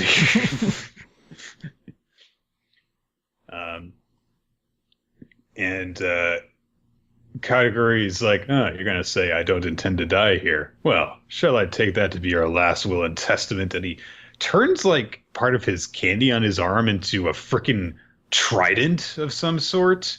And Nick, of course. Have you never heard of sharp-bladed mochi? It's all the rage. And Luffy says, "I don't intend to die here." Also her. So presumably when One Piece comes back in a couple of weeks, I think that we're going to get the Luffy Katakuri fight going into full swing now that the Straw Hats have a bit of breathing room and not as much focus is going to need to go on them. But it really does seem to be building up that Luffy kind of knows that this is going to be really, really tough. We've seen Katakuri completely outmatch him in basically everything that he can do. So we'll see. Yeah, I'll be curious to see it. At this point, I'm still trying to, I think this is an awesome chapter. I think it's extremely cool. I've heard some people in the chat are saying that Luffy did all that stuff to keep the crew from hearing him in pain and to hide that. That feels so they won't worry about him. That feels like that could have been conveyed a little bit clearer. Because it definitely could have. It's tough to tell what he's doing at points there. But I'm very curious to see how this fight's going to go. I think already Luffy versus Katakuri has been a very awesome fight for this year, and I'm looking forward to seeing how it comes to an end. I do quirk an eyebrow to fucking sharp mochi trident blade, but I'll go along with it. Maybe it's not actually made of mochi. Maybe that's a weapon he keeps inside of his arm. That's entirely possible. Yeah. And it's an actual weapon because it does look a little bit different. So hopefully that's the case. But yeah, I'm looking forward to it. I am bummed though that we have to wait 2 weeks to get another chapter. Mm. But hey, Oda needs this time to keep creating cool stuff. Yes. All right. So we are gonna wrap things up now. Do you have a suggestion for what we're doing next in Halloween month? Yes. Do we want to do our MVPs first? Let's do that, and then we'll. Yeah, I just wanted to. Okay. Yep. My favorite chapter for this week is My Hero Academia. I liked the just seemingly complete absence of hope that things were getting pushed into, and the fact that Eri gave up was kind of heartbreaking, honestly, after seeing everything that our heroes had gone through, and then the sudden chance for salvation at the end. So, no, absolutely. It was a very cool chapter. I'm going with One Piece as my chapter of the week just because I love the stuff with Jinbei showing off like he's the helmsman. Here's his skill. Gain a cool moment to exemplify that, like why a good helmsman is so necessary. To just cut right to it, Jinbei is also my character of the week as well. Mm-hmm. It's just a great moment for the two of them. It's that stuff about One Piece I love where all these characters and their unique specialties are kind of shown, put in the forefront and given like the best focus. I love that stuff. It's Jinbei again for me for the second week in a row. I kind of got cut off last week before I could really explain, but I like the way that he took command and impressed upon everyone that what they needed to do. And this time, not only is it his words, but his actions, where he just gets absolutely the single coolest single moment of the week, where he's just freaking surfing with a freaking pirate ship. Hell yeah. It is supremely awesome. So that is that. Okay. You want to do a suggestion then now? Yeah, so guys, we're doing Halloween month, and obviously with that comes, sometimes we want to go with some odder picks that still fit our theme. So we're going to go with one here that when I heard the premise, I was like, well, we have to do this one. So we're going to be taking a look at Biohazard Heavenly Island. And this is a manga in the Resident Evil universe, because Biohazard is the name in Japan. Right. That apparently is about a zombie outbreak on an island during a Japanese bikini idol reality TV show. That, of course, even includes, like, canon characters. Like, this is a canon part of the Resident Evil universe and has characters like Claire Redfield and things like that showing up. So I'm looking forward to this. Just, like, the premise alone just sounds like something that's going to be perfect for this sort of month. So, Biohazard Heavenly Island is the name. All right. Well, that is going to do it for this week, though. Thank you, everybody, for joining us here on TV/RoloT and Twitch.tv/RoloT, where we record weekly manga recap live, usually at 7 p.m. Eastern Standard Time on Wednesdays, although sometimes we do need to change things up to stay up to date on our changing schedules. You can follow us on Twitter. He is at RoloT, and I am at YRulerOfTime. And you can also follow the official podcast Twitter account at WMR Podcast. Be sure to check out our past episodes on weeklymangarecap.podbean.com, as well as on our YouTube channel and on iTunes. And if you do that, be sure to leave a comment and rating to help us beat the woodworkers and become kings of the hobby section of iTunes. Be sure to send us feedback, ask questions, suggest future manga for us to read. If you want to do that stuff, the best way to do it is to send emails to weeklymangarecap@yahoo.com so that we can keep track of all of that good stuff. You still have time to send us suggestions for Halloween, because I think that we might have time for one more Halloween manga after we're done with Biohazard Heavenly Island. So if you got any that you really want to put in at the last minute, we will still be taking those into consideration. Special thanks to all of our Patreon supporters. Your support allows us to create all sorts of bonus content for you guys to enjoy. We really appreciate all the help you guys give to us. Yes, absolutely. Let me load this up real quick, because I know we've had some new patrons this week as well. I thought I had this up before, but I may have accidentally closed it. Special thanks to Steve Manor-Talkers. You can check out his work. I'm giving you time to look it up. Special thanks to Steve Manor-Talkers. You can check out his work in a bunch of different places. He has his own Patreon, where you can check out some of his not safe for work stuff, as well as for free you can check out the title cards that he makes for us, and of course Infamous Plan for making the frame that you see around us. Yes, special thanks to Ahmet Rashid, by the way, Ahmet Rashid, for being a new patron. Fist bump, bud. Thank you very much. Your support is greatly appreciated. All right. And yeah, hopefully next time we will have, I think that, well, it looks like it's a pretty short series. So yeah, next week in Biohazard. It's about an outbreak on a bikini idol contest. This shit's not going to be dense. I think we immediately get into it. It's like a discussion about Russian politics in the Cold War. We're like, wow, this is actually a lot more complicated than I thought. All right. That's going to do it, everybody. Thank you. We'll see you next time. Our weekly manga recap. Any closing thoughts? Pooping Frankenstein toy? Me no hurry, me no hassle. This your throne and this your castle. Just relax, friend. Let it flow now. And be sure to wash your hands before you go now. I'm in your house. What was that? All right, bye, everybody. Shit, where's that stop button?